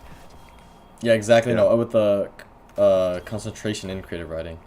So, Yeah. um, yeah, goal one day is to like write stuff of my own, however that may Dude, be. love to hear it. And then this channel wise, I'm just really happy with where it's at right now. If it just continues to grow, that's be wonderful. Uh, yeah, and this is just, I guess, it's a good way of just sharpening my skills and stuff. This channel, and I really So, enjoy doing it. like, it's just like for fun. You're not like trying to make it like a career or anything like that. Yeah, I don't know if if it gets to a point where I could do a career off YouTube. That'd be fun. But I guess long term wise, I don't think. Yeah, that's not really my goal. I don't think that's really possible with Destiny at this point. Oh, why did my Mhm. stream just? Okay, I think it's good. That was weird. I think that's I think it's actually a really a good way of looking at it. Um, no, because like I was so like for starters, I actually went to university for creative writing as well. Oh, nice. And I was literally the exact same where I was going because like I wanted to write my own books and like my own series and stuff like that. And I think if I could give you any advice regarding like university and YouTube is that like I what I experienced is once I went to university, I mean I only started actually doing YouTube like in like second year or third year or whatever, but especially like when things got kind of intense with university, I really couldn't do YouTube at the same time. So you might run into a somewhat similar situation where you kind of have to choose between one or the other, or like both end up kind of dragging you down. So I think you're kind of wise just to kind of keep it for fun. I think at the same time, when you are just keeping it for fun and you're not like focused on numbers or like, oh, like if I can hit this goal or I can do whatever, there's a lot less stress and you're not overthinking it and you're just kind of doing it for fun and that keeps the passion going. And I think finally, I think you absolutely hit the nail on the head when you said that this is sharpening your skills because that's exactly what is happening. I think when you're making YouTube videos, you're actually developing a lot of different skills. You're doing, learning how to do scripts, learning how to do voiceovers, learning how to video editing is huge. And these are all things where you might not even in like 5 years' time be doing YouTube, but whatever you are doing might actually use skills that you've developed during this time. So I think the way that you've laid it out is absolutely the right way of doing it. And I think in terms of like career, I mean, I would say this for both of you, but like, yeah, no, like I think you definitely have the. I remember the first video of yours I saw. I remember the comment I left for someone like you've got the gift or whatever. And Yeah. like I'm saying this to both of you, but it's like like for example, when I started making videos, oh my goodness, dude, like I had no idea what I was doing. Like thumbnails, oh my goodness, terrible. My mic terrible. My editing, I didn't even really know what I was doing. And like your first video was like miles better than my first video. So, and you're 18, you were probably like 17 at the time or whatever. And Yep. it's like, no, like when you're like 25, like me, and you keep on developing it, no, yeah, no. So I think you're going about it the right way, man. Thank you. Thank Absolutely. you. Appreciate it a ton, man. Hopefully that wasn't like too much or whatever. Nah, it was good. It was good. For me, it's kind of. I mean, I suppose I have similar aspirations. My whole thing is, when I was a lot younger, I didn't really know what I wanted to do, but as I've gotten older, I've kind of realized that writing is what I'm really passionate about. Like, no Yeah. matter what the thing is, that's usually I'm thinking of the writing most of the time. Mm-hmm. And so that's what I really just want to pursue. Like, and that's kind of, and that's of course how I decided to. That's kind of how I started this project in the first place. Is because obviously anyone can just be like, oh, I can write whatever, and it'll be like whatever. But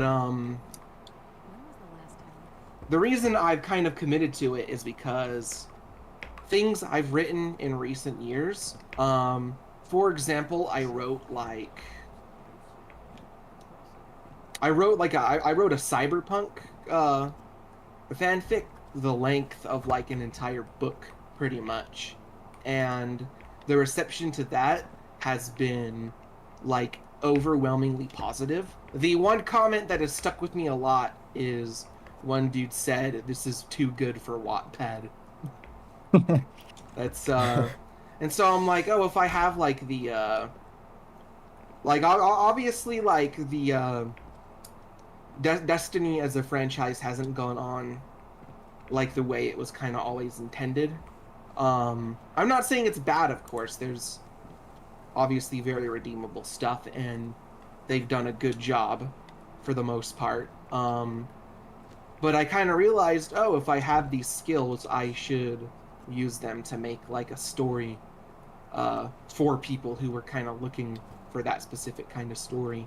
And just in general, I think that it'd be good to have. It'd just be a good thing to have on like my resume if I ever want to pursue a larger job in that regard, like being a writer for like someone else's project, or it's a bit extravagant, but I wouldn't mind getting to like write my own movie or something in that vein eventually.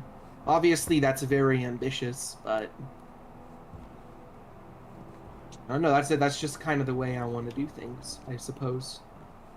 I'm kind of like it's funny because I'm kind of actually a mix of the two of you, but then I'm obviously a bit further ahead because like I'm older. So maybe you can relate to this, but I was in a position where I didn't know what I wanted to do. I didn't know if I wanted to go to university because like like why would you I mean, I say this, but people do it all the time. Like, why would you go to university if you don't even know like what you want to, get a degree in for like your career or whatever, unless you're going just for a degree and you don't even care what your job is or whatever. And I didn't know what to do for work. And the only thing that I really had that I enjoyed and that I was, I guess, good at was writing. And I had like this book series I had been working on for several years and doing the world building and all that. And that's like where Venextron comes from and all kinds of stuff like that. And yeah, so I went to university for creative writing, and that was an experience. I'll just put it like that. And basically, what I ended up discovering was that YouTube was something I really enjoyed. And then I really sat down and I thought about it, and I realized that the same reasons why I wanted to be an author were the same reasons why I enjoyed YouTube. Because the problem with being an author, and I think both of you can relate to this and agree with this, is that there's no, like, if you're somebody who just wants to write and it doesn't have to be your own work, then you can absolutely get a job or a career through credentials. So for example, when I was in creative writing, there was one girl in my class, and she was like a proper like a ghostwriter. So she would like write books for like other people. And if you have that kind of experience or you have a degree, you can absolutely, get a job as a writer for different things or like a journalist or whatever. I didn't want to do that. I wanted to do my own stuff because I was passionate about my own worlds. But again, it's not like you just go to university, get a creative writing degree, and now you're qualified to get published. And it's also like a lot of money. You're writing this stuff. How are you getting paid in the meantime? These are all like really big questions. Like, how do you. And YouTube, on the other hand, was something that I enjoyed and that could pay me and was just like also did a lot of it was fulfilling in a lot of the same ways. So that's kind of what I figured out from that. And then I'll say this, and maybe you'll find this useful, maybe you won't, but um one issue I ran into, and I think it's interesting because Abaddon mentioned this about Destiny, like not like he didn't feel like it was like right or like the right time or something like that about to make a career out of Destiny. Was I was making Destiny videos, but I'm very specific in the kind of lore that I cover. I don't just cover anything. I cover the stuff that I'm interested in, and the stuff that I'm interested in happens to be the really deep mysteries that are connected to future reveals. So like the Gardener and Winnower and the pyramid stuff. And what I basically kind of realized as time went on, once like the pyramid stuff was getting wrapped up, and then the Gardener and Winnower stuff, like if that's the only thing I'm really making videos about, it's kind of hard to make a career off of making like one video every 3 months because that's how much like new information you get. And long story short, yeah, like I was like kind of trying to figure out what do I like do, because as much as I like making content and doing YouTube, I don't want to be a slave to making content that I don't necessarily enjoy just because I'm trying to pay the bills. Like I just refuse to do that. And I'll just say this, I'll speed it up. A couple of months ago, I had a realization thanks to a friend of mine where the thing that, like, the purpose or whatever is not just like writing or making videos. In the sense of being creative, it's actually world creation and bringing people into immersive experiences. And you can probably see that through like the videos on my channel with like, the sound effects and the visual stuff and whatever. And so, um, what I've basically figured out now, and this is connected to things that I'm working on now, but I'm not going to go into it, is really leaning into that to the point where I can create content that stands on its own 2 feet because of that, regardless of what the game or the content it's centered around. I'm also going to say this, right? Maybe it's a little bit. This is actually going to come out of nowhere. I haven't said this to either of you, and I think I'm okay to say this, but I had actually been talking about this really big project. I'd been teasing at it kind of on the channel, basically for like the last year now, or maybe even close to 2 years. I have been actually involved in the development of a game. I can Oh, actually say that. really? Okay. Yes. I'm not breaking NDA because I'm not saying anything like about the actual, but I have had conversations and have asked, can I say that yeah. And basically my involvement has been in like the narrative and the lore and the Ooh. world building and like factions and stuff like that. And that's been really, really great.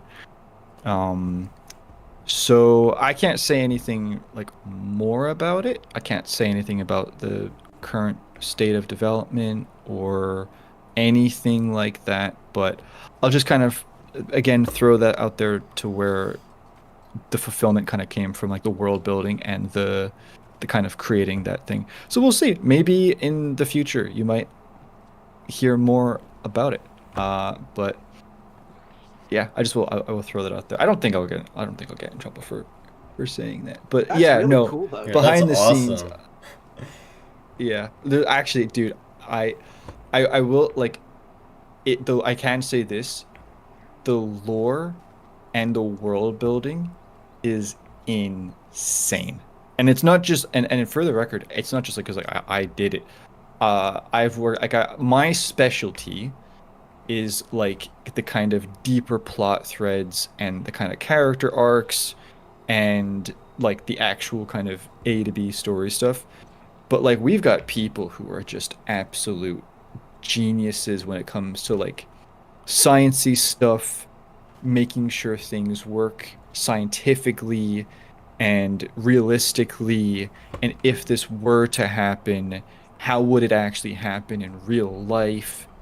Um, I'm trying not to go into too, but like, so you take, like a story, and then you add on these absolute like genius people, and it's just like really, really, really cool. So whenever the time comes where I can talk about story stuff, I'm absolutely going to. But yeah, no, it's I hope I'm like I don't think I'm yeah. Because I remember I had a conversation and I asked about it, and basically I can say like, oh yeah, I'm working on whatever, and I'm pretty sure I can say like, yeah, I'm working on like story stuff, but yeah, I can't go into any more detail about that. Really excited for that Yeah, now, man. I'll It's be playing really day cool. one. That's Um, awesome. yeah, yeah, no, I'm trying to be careful, but no, I think, yeah, I can't, no, I can't. I'm trying to be uh careful with what I say, but no. Um, but it's also, but I'll just say again, right? This opportunity came to me not because of credentials or because of whatever, but it was just because of, I guess, the fact that I was at least trying to put stuff out there. Not my own writing, but like I actually, I'll say this. It actually began. Uh, I was approached due to my Outriders videos of all things, not the Oh, Destiny ones. interesting. Yeah. Um, and yeah, no, like if you are somebody who is creative and you want to be like a writer or whatever. So for example, my brother, he is similar to me but very different in the sense that he's purely like movie focused. He always was, even when he was younger. And now he is a like a director and a producer in Hollywood. And like that's his thing. Sick, man. Yeah. And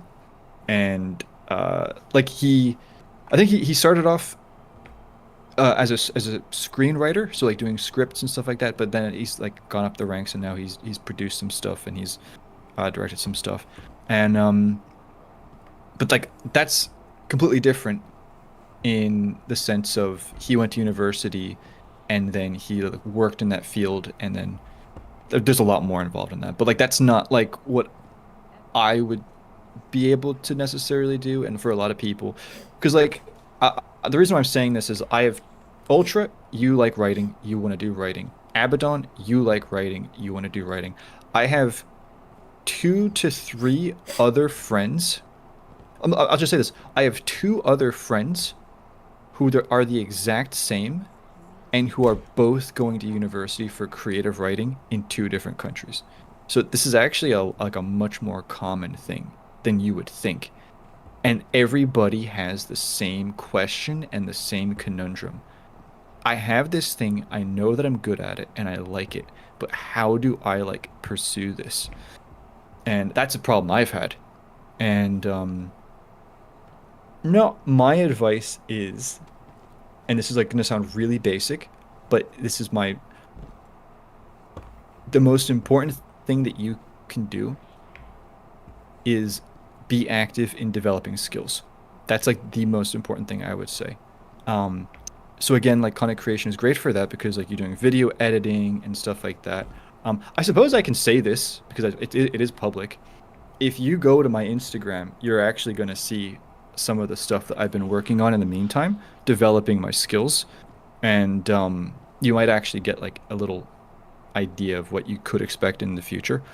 Um, but yeah, I would say just the one thing I regret is that there were times where I wasn't doing any of that and I was just on autopilot. That's like the one thing you can't do. So Abaddon, like what you're saying about the skills, you're absolutely right. And I think Ultra, the fact that you have acknowledged the thing that you like the most and that you're the best at, that's also important because that means that's the skill that you can develop. I know I just went into full educational mode. I'm sorry. Anyway, I'm gonna end it there. Sorry. I don't know. I just it's something I really care about because like I've talked to so many people who have been in the same position as me or who are in the same position as me, and like I've both of my friends that I mentioned, they're finishing up university, and like they're dreading it because like they don't know like what are they gonna do, you know? Um, by the time I got to my last year of creative writing, most of the people had left the course. Oh wow. Yeah, because they didn't know.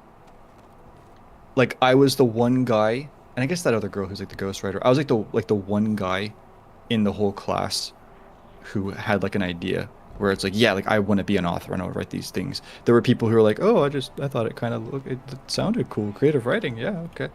And then there were people who were like, oh, I like poetry, and yeah. Anyway, that's basically that. I think both of you have a very, very promising future ahead of you, and I think you're gonna do really, really well. Also, Abaddon, you said you didn't know about Destiny as a career. Well, isn't it a great thing that thanks to our friends at NetEase, we have Destiny Rising on the way? You know? True.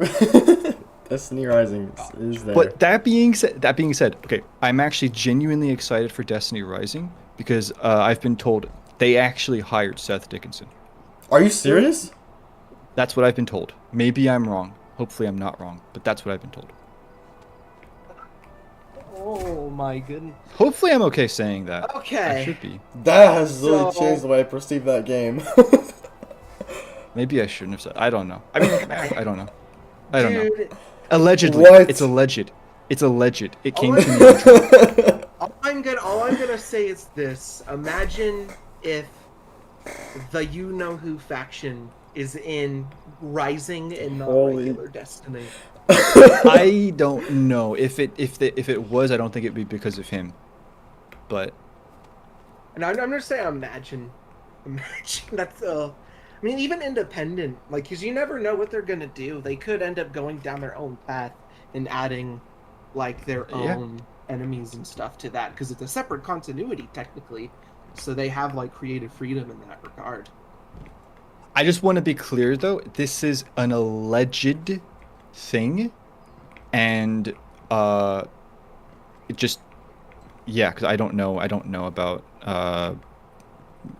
like in the spaces that I have conversations with people. Like it's just kind of like, oh, it just comes up in conversation. So like I'm just kind of bringing it up in conversation, but like I don't actually know if But again, I can't even like if you're like, what's the proof? I can't give you the proof. It's just like, so I don't know. But I'm just saying it in a hypothetical future, in a timeline that hasn't been touched by the Vex. If this was the case, it would make me marginally more likely to gain a lot of credit card debt trying to gain these characters in this mobile game. Just saying, if that was the case, where he was this is actually true. writing. Honestly, for allegedly. me, Wolf, the default character is already the coolest character anyway, in my opinion. So I don't He's even pretty cool. feel the need to roll for characters because he's basically just the Guardian anyway. Some of His the characters weapon- look so good, though, dude. Yeah. I mean, it's fun. Like his weapon is literally like his sword is literally just called Wolf's Howl. Yeah. I think that's really cool. He's basically just the Rising timeline version of the young Wolf. So I'll probably try it. I really do hope that there's a PC port. I honestly can't see them doing that though. Well, You never know. there actually is a precedent. There is a precedent because it's the same company that made, at least the same parent company, that made Diablo Immortal. And granted, Diablo Immortal. So for those of you who don't know, Diablo Immortal is a Diablo like mobile game that came out, and it was like outrageously pay to win. But when that game was announced, they did not mention it ever having a PC port, but it actually does have a PC port. That being said, how much of that is because they were going to make a PC port eventually, and how much of it was just because of the backlash is unknown. But I'm just saying, NetEase does have a precedent of making a mobile version of an MMO game and having a PC port. So I could see that happening.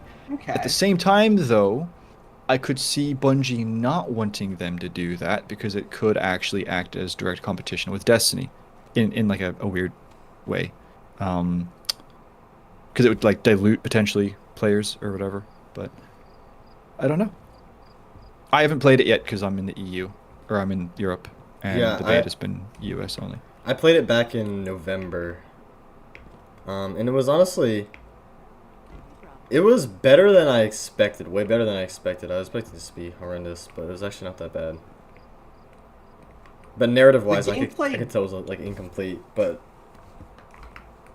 I don't The know, I'm gameplay does curious. look pretty crisp. Something I do like is that your character actually has dialogue in game. That's something I really wish they would Mm. incorporate into actual Destiny. And the art style reminds me of D1, which I Oh, really like. 100%. Imagine if they actually like went full gacha and it was like Destiny anime characters. Yeah. I I'm mean, thinking. I feel like that would get like. I feel like that would not be perceived well, but I think it's a funny thought. I'm not like I do play like on occasion gotcha games, and I'm like I don't I don't spend money. I've never spent money on a gotcha game, and I'm able to play the game fine. Granted, I don't take it super serious, but like because of that, even if Destiny Rising came out and it was like outrageously pay to win and it was scummy, obviously like I wouldn't be a supporter of that, but I'm only there really for like the story and the world, and as long as it doesn't get in the way of that, I don't really care too much. Like I don't I actually don't really play a lot of games these days. I know I'm like literally running on the tower with you guys, but that's, just because of the stream or whatever, but like I don't have like a lot of time to be like worrying about having optimal DPS for my team that are perfect roles of whatever. So I'm like uber casual if it was to happen, but yeah, we'll see. We'll see. I don't know. Also, actually, Abaddon, at some point after the stream, maybe a different day or whatever, if you're fine with it, if you wanna talk about that theory that you had, I would love to hear it. Yes, I'll definitely let you know, cause Okay. I I'll tell you. It's I think what I have is good. I'll say that. I mean, like if you want to go off of your track record with the Lodi thing, you know? I will say, okay, with the Lord of Every Nothing, I don't think it's connected to Lodi in any way. No, but I'm just saying you have a Or track record of digging into things, but then oh you're yeah. actually kind of like, Oh. no, no, no, It's no. late. It's late. I'm like tweaking. Anyway, but yeah, yes. I hopefully then, if it is, because that. Also, actually, I was gonna ask you, do you? I don't think you. Do you make your own thumbnails, or is it somebody else?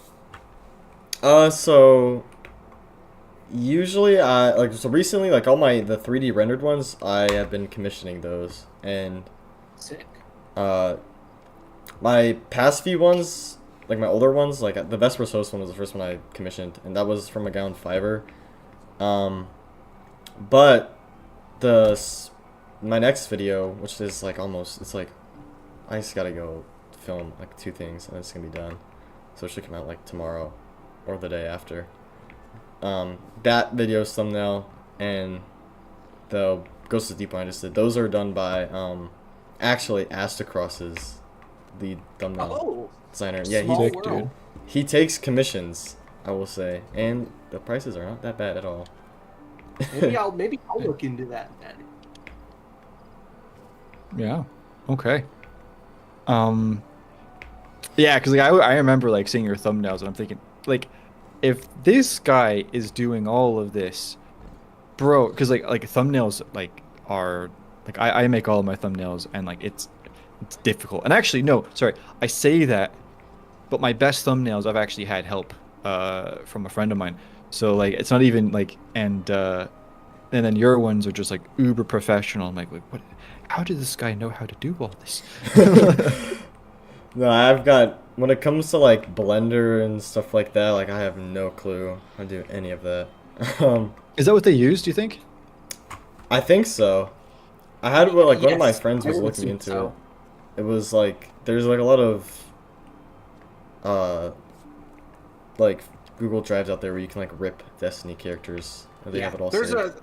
there is a whole like Discord, I think, like a whole Discord server dedicated to ripping models for Blender.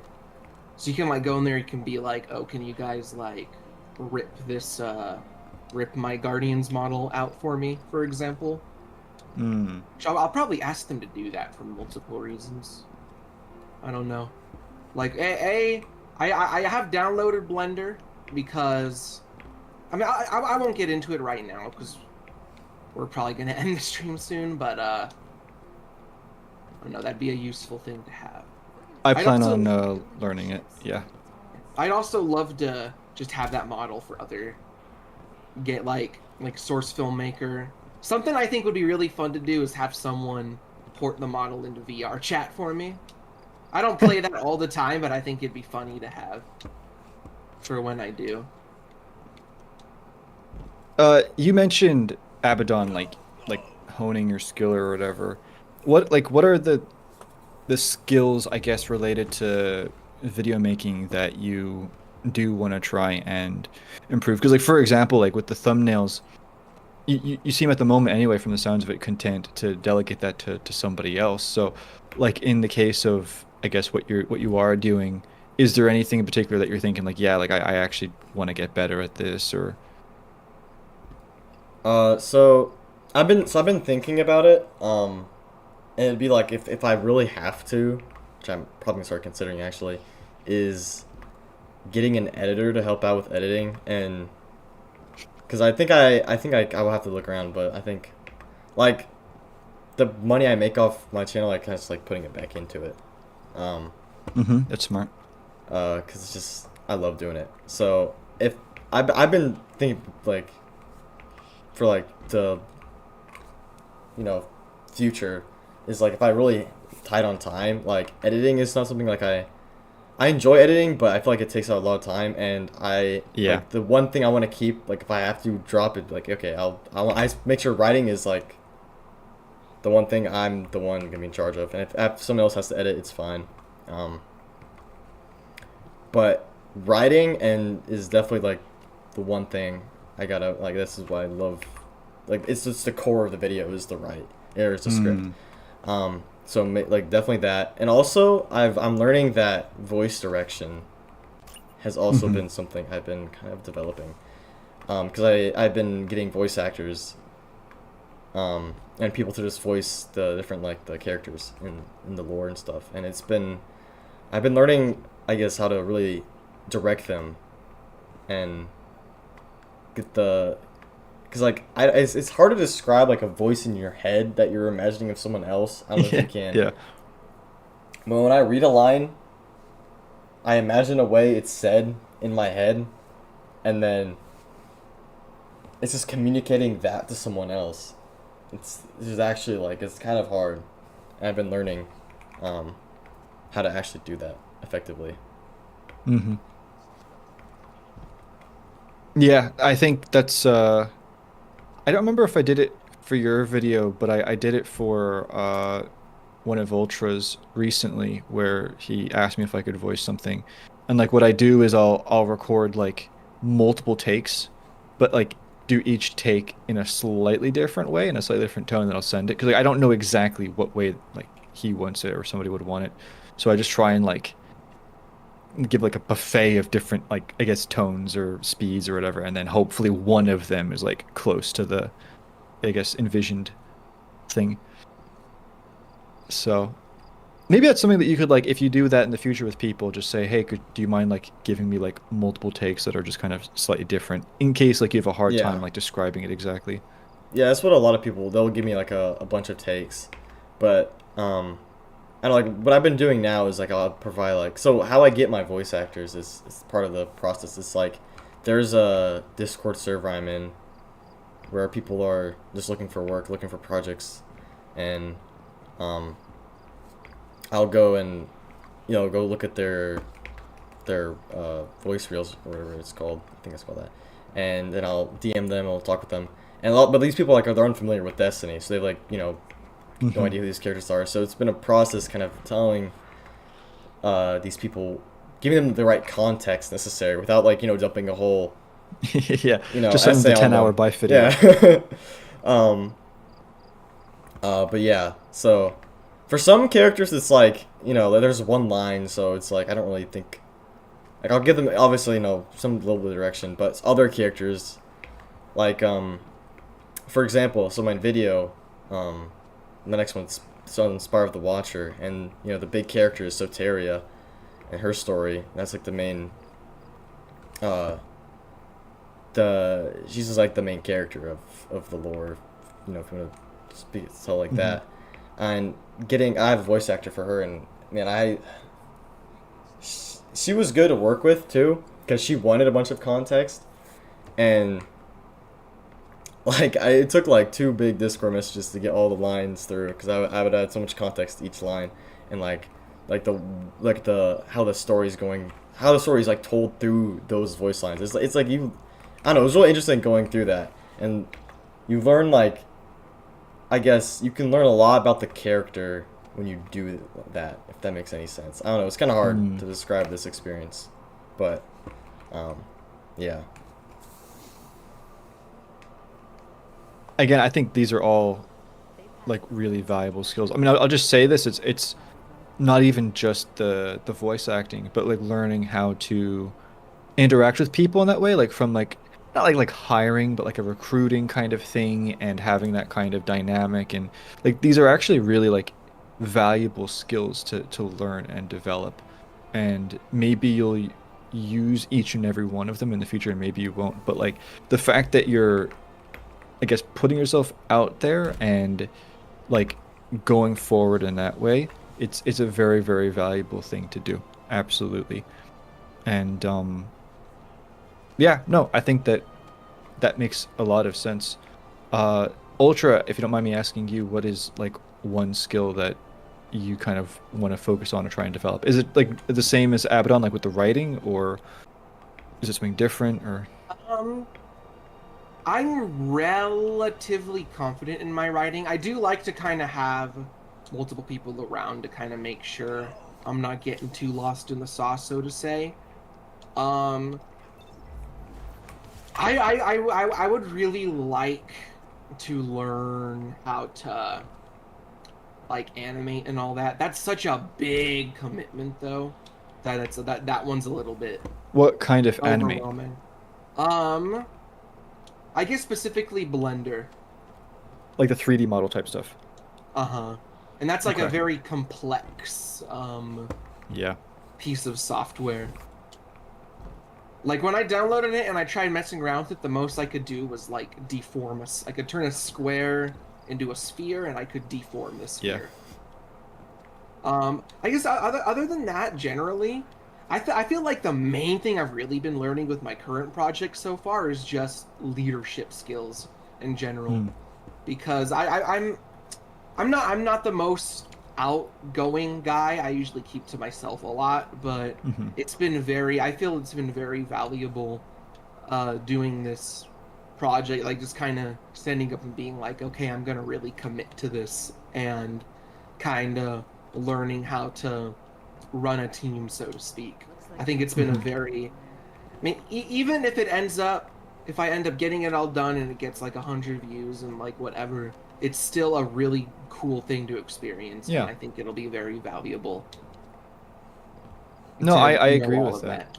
Yeah, and it's the same thing I said to Abaddon with even kind of, it sounds kind of like corny saying it, but it's like the social skill kind of side of it, where you know, it's you're somebody like you said who may tend to stick to themselves. And there's a lot of people like that. I'm kind of like that. And but you have this thing that you really want to do, and your desire to want to see that thing come to life is stronger than that other desire, which is to kind of stay to yourself. So again, you're willing to put yourself out there and try and get these other people to come in and like, hey, this is what I want to do. Like, would you do this with me? And then like try and direct and so like you said, like it's like leadership skills. And I also think that you have the right way of looking at it and not caring about the numbers necessarily.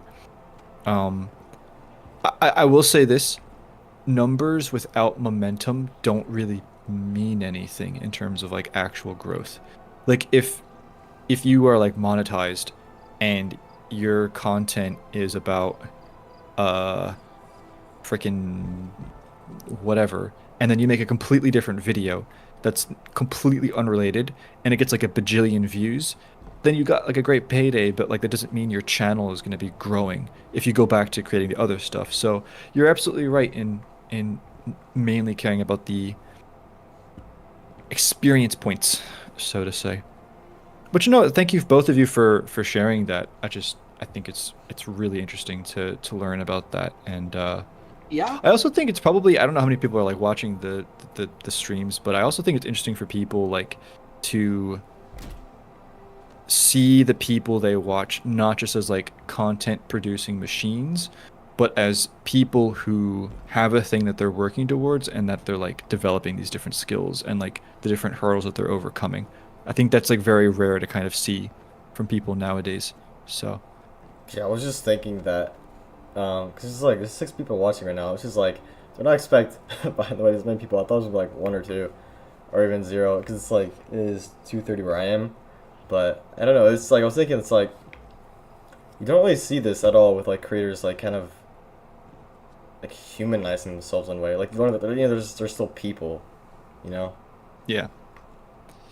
Yeah, absolutely. And there are obviously positives and negatives, and there's a very clear like balance that you need to strike. Because have you heard of the term parasocial? Yes. Yeah, so you know Yes. where I'm going with that. So you gotta be careful about that. But um, I I'm gonna get a little bit like really quickly like a little bit businessy. And I remember I had a friend, and he was making content, and he wasn't really doing well like at all. But the reason why that I told him was, and I learned this very early on, is that when you're creating content, you are either producing a service of some kind, or you yourself are the product and you're producing personality content. Like yeah, you can kind of get the idea of what I'm saying. And I don't mean this to be like disrespectful or mean to viewers because hey, we're all viewers of somebody at the end of the day. Nobody gives a crap about who you are necessarily. They care about what they get from the video, which is the service. So when you start off making content, the wisest thing to do, unless you have like an extremely crazy personality that can be really entertaining, is to make videos that provide a service. So like in the case of lore, you are providing a service by helping people learn more about like you're kind of like educational in that sense. But that being said, the people who watch you for you and who like you for you, they will stay with you and they will follow you regardless of the content that you make. And that is much more valuable.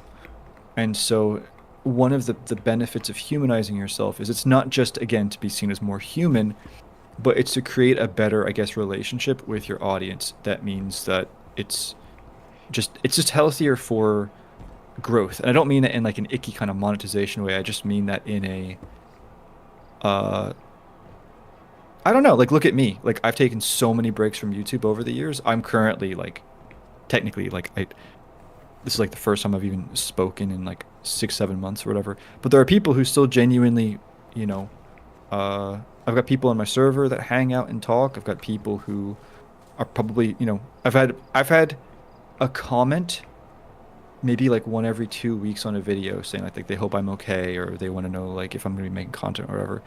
And that's only because of the fact that people actually, I guess, care about me as a person. And that's only because I guess I've kind of fostered that relationship. Not like in a weird, icky, manipulative way, but it's just like, I'm just friendly to the people that watch my content because I appreciate them or whatever. So, no, it's, there are some creators that will completely stay away from that. And it's a very professional, I make the content, you consume the content. And that's fine.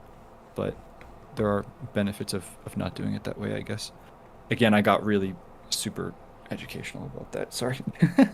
No, you're good, man. Yeah, this has been, yeah, it's been really like, it's been really great. Just talking, you know, like, I don't know, it's just like, you're definitely right though about there being like a certain balance to it, because you also don't want like, I guess I will say I think this sort of niche is like less prone to like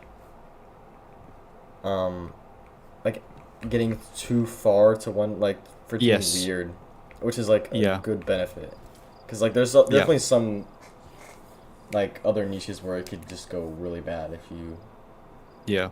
even kind of stray from like a business type relationship with the viewer, if that makes sense. Yeah. Yeah. But you know, what's interesting though is you said this niche, and what is a niche? But it's a narrow like field, and you may find in the future that you won't always want to be in this narrow field, and then it raises the question of, well, first of all, where would I go, and also would the people who watch me even stay with me, or would I just lose everybody and have to start over from scratch? You know, it's like that kind of so it's there's I can't name names because I mean I probably could, but I just don't want to. There's a certain creator, and they mainly play one game or one type of game, and they don't necessarily really have the best time with that, and they've been open about that. And yet I'll watch their numbers or whatever, and if they ever try and go and do something different, it just, you know. And this isn't just like some tiny whatever creator. This is somebody like this is their full-time job, and because of that, they're kind of stuck, you know. So it's just another thing to kind of keep in mind, because you're right. This niche doesn't really, you know, but you never know in the future. But no, I've really enjoyed this stream. I didn't really know what to expect, to be honest, but I just wanted to support Ultra, and then also I definitely wanted to meet you properly. And yeah, I had a great time in the dungeons, getting lost and doing potentially suboptimal DPS. But no, I had a great time, and then really enjoyed some of both of you, your insights on the lore and your thoughts about future content. And no, I'm down to definitely either do this type of thing again in the future, or just kind of talk more like off stream or whatever, in DMs or in calls or whatever. That I'm For down sure, for that. man. Yeah, definitely. Yeah, no, for sure. Yeah, we should definitely. Yeah. I No, was no, like, go we ahead. should definitely like try to do a stream again. This has been really great. I think my chat glad has you enjoyed it. reflected as well. That's awesome, dude. That's awesome.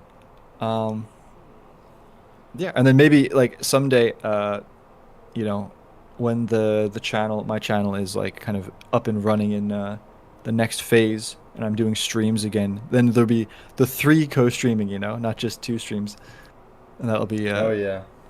trying to balance 3 different chats. Oh my goodness. But no, I really enjoyed this, and I know it's late for both of you, so thank you for your time. Yeah, man. Appreciate Of it. course.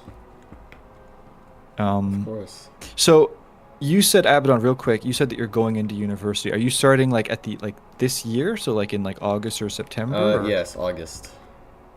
Okay. Starting in August. And yeah, no, I wish you all the best with that, man. I hope it goes really well for you. Thank you.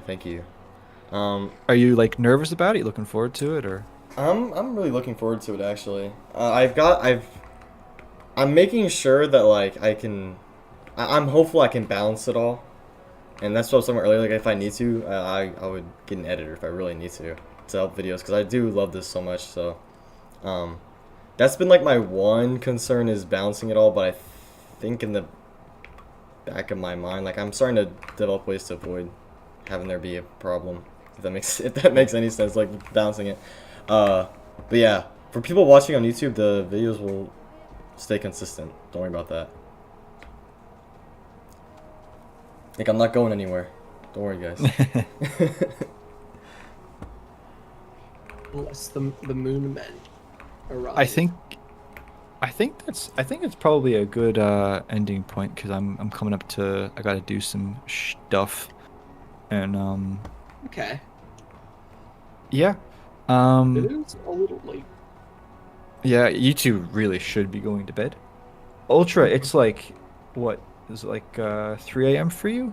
Or 1:48. going on 1:40. Yeah, it's 2:48 for me. 2:48. So Ultra, you are like 7 hours, and then you're 6. Is it Abaddon? I think it's Yeah. it's 8:48 for me in the morning. So yes, Yeah. like I did get up at 3:30 in the morning today. That was yeah, but Okay. it is what it is. All right. Well, in that case, guys, I think I'm gonna go and get my day started, and you should go and get your day finished. And thank you Alright. again for your time. I'm glad that you had fun. I had a lot of fun. And Okay. yeah, I'll talk to you guys later. All right. Yeah. See you, man. Goodbye. And to everyone in my stream, thank you for watching. Everybody have a good night. Bye-bye. Yes. See you guys. Take care. What the call? I'm gonna wrap up here on YouTube real quick. Thank you guys for coming in. This was a long stream, bro. This is like almost 4 hours. Oh my goodness. Thank you guys for tuning in, hearing us talk about you lore. This is like the first lore stream I've actually done, because the rest of the streams have been like the creator raids and stuff. Well, no, there's just RG. Never mind. Ignore me. But yeah, thank you guys for coming and watching. We know we got a little deep at the end, but that was a good talk. I hope you guys enjoyed, because that was good. It was actually a really good talk. But YouTube wise, just gonna assure you guys, staying consistent. There'll be no changes. Don't worry. And yeah, thank you for watching again. This was great.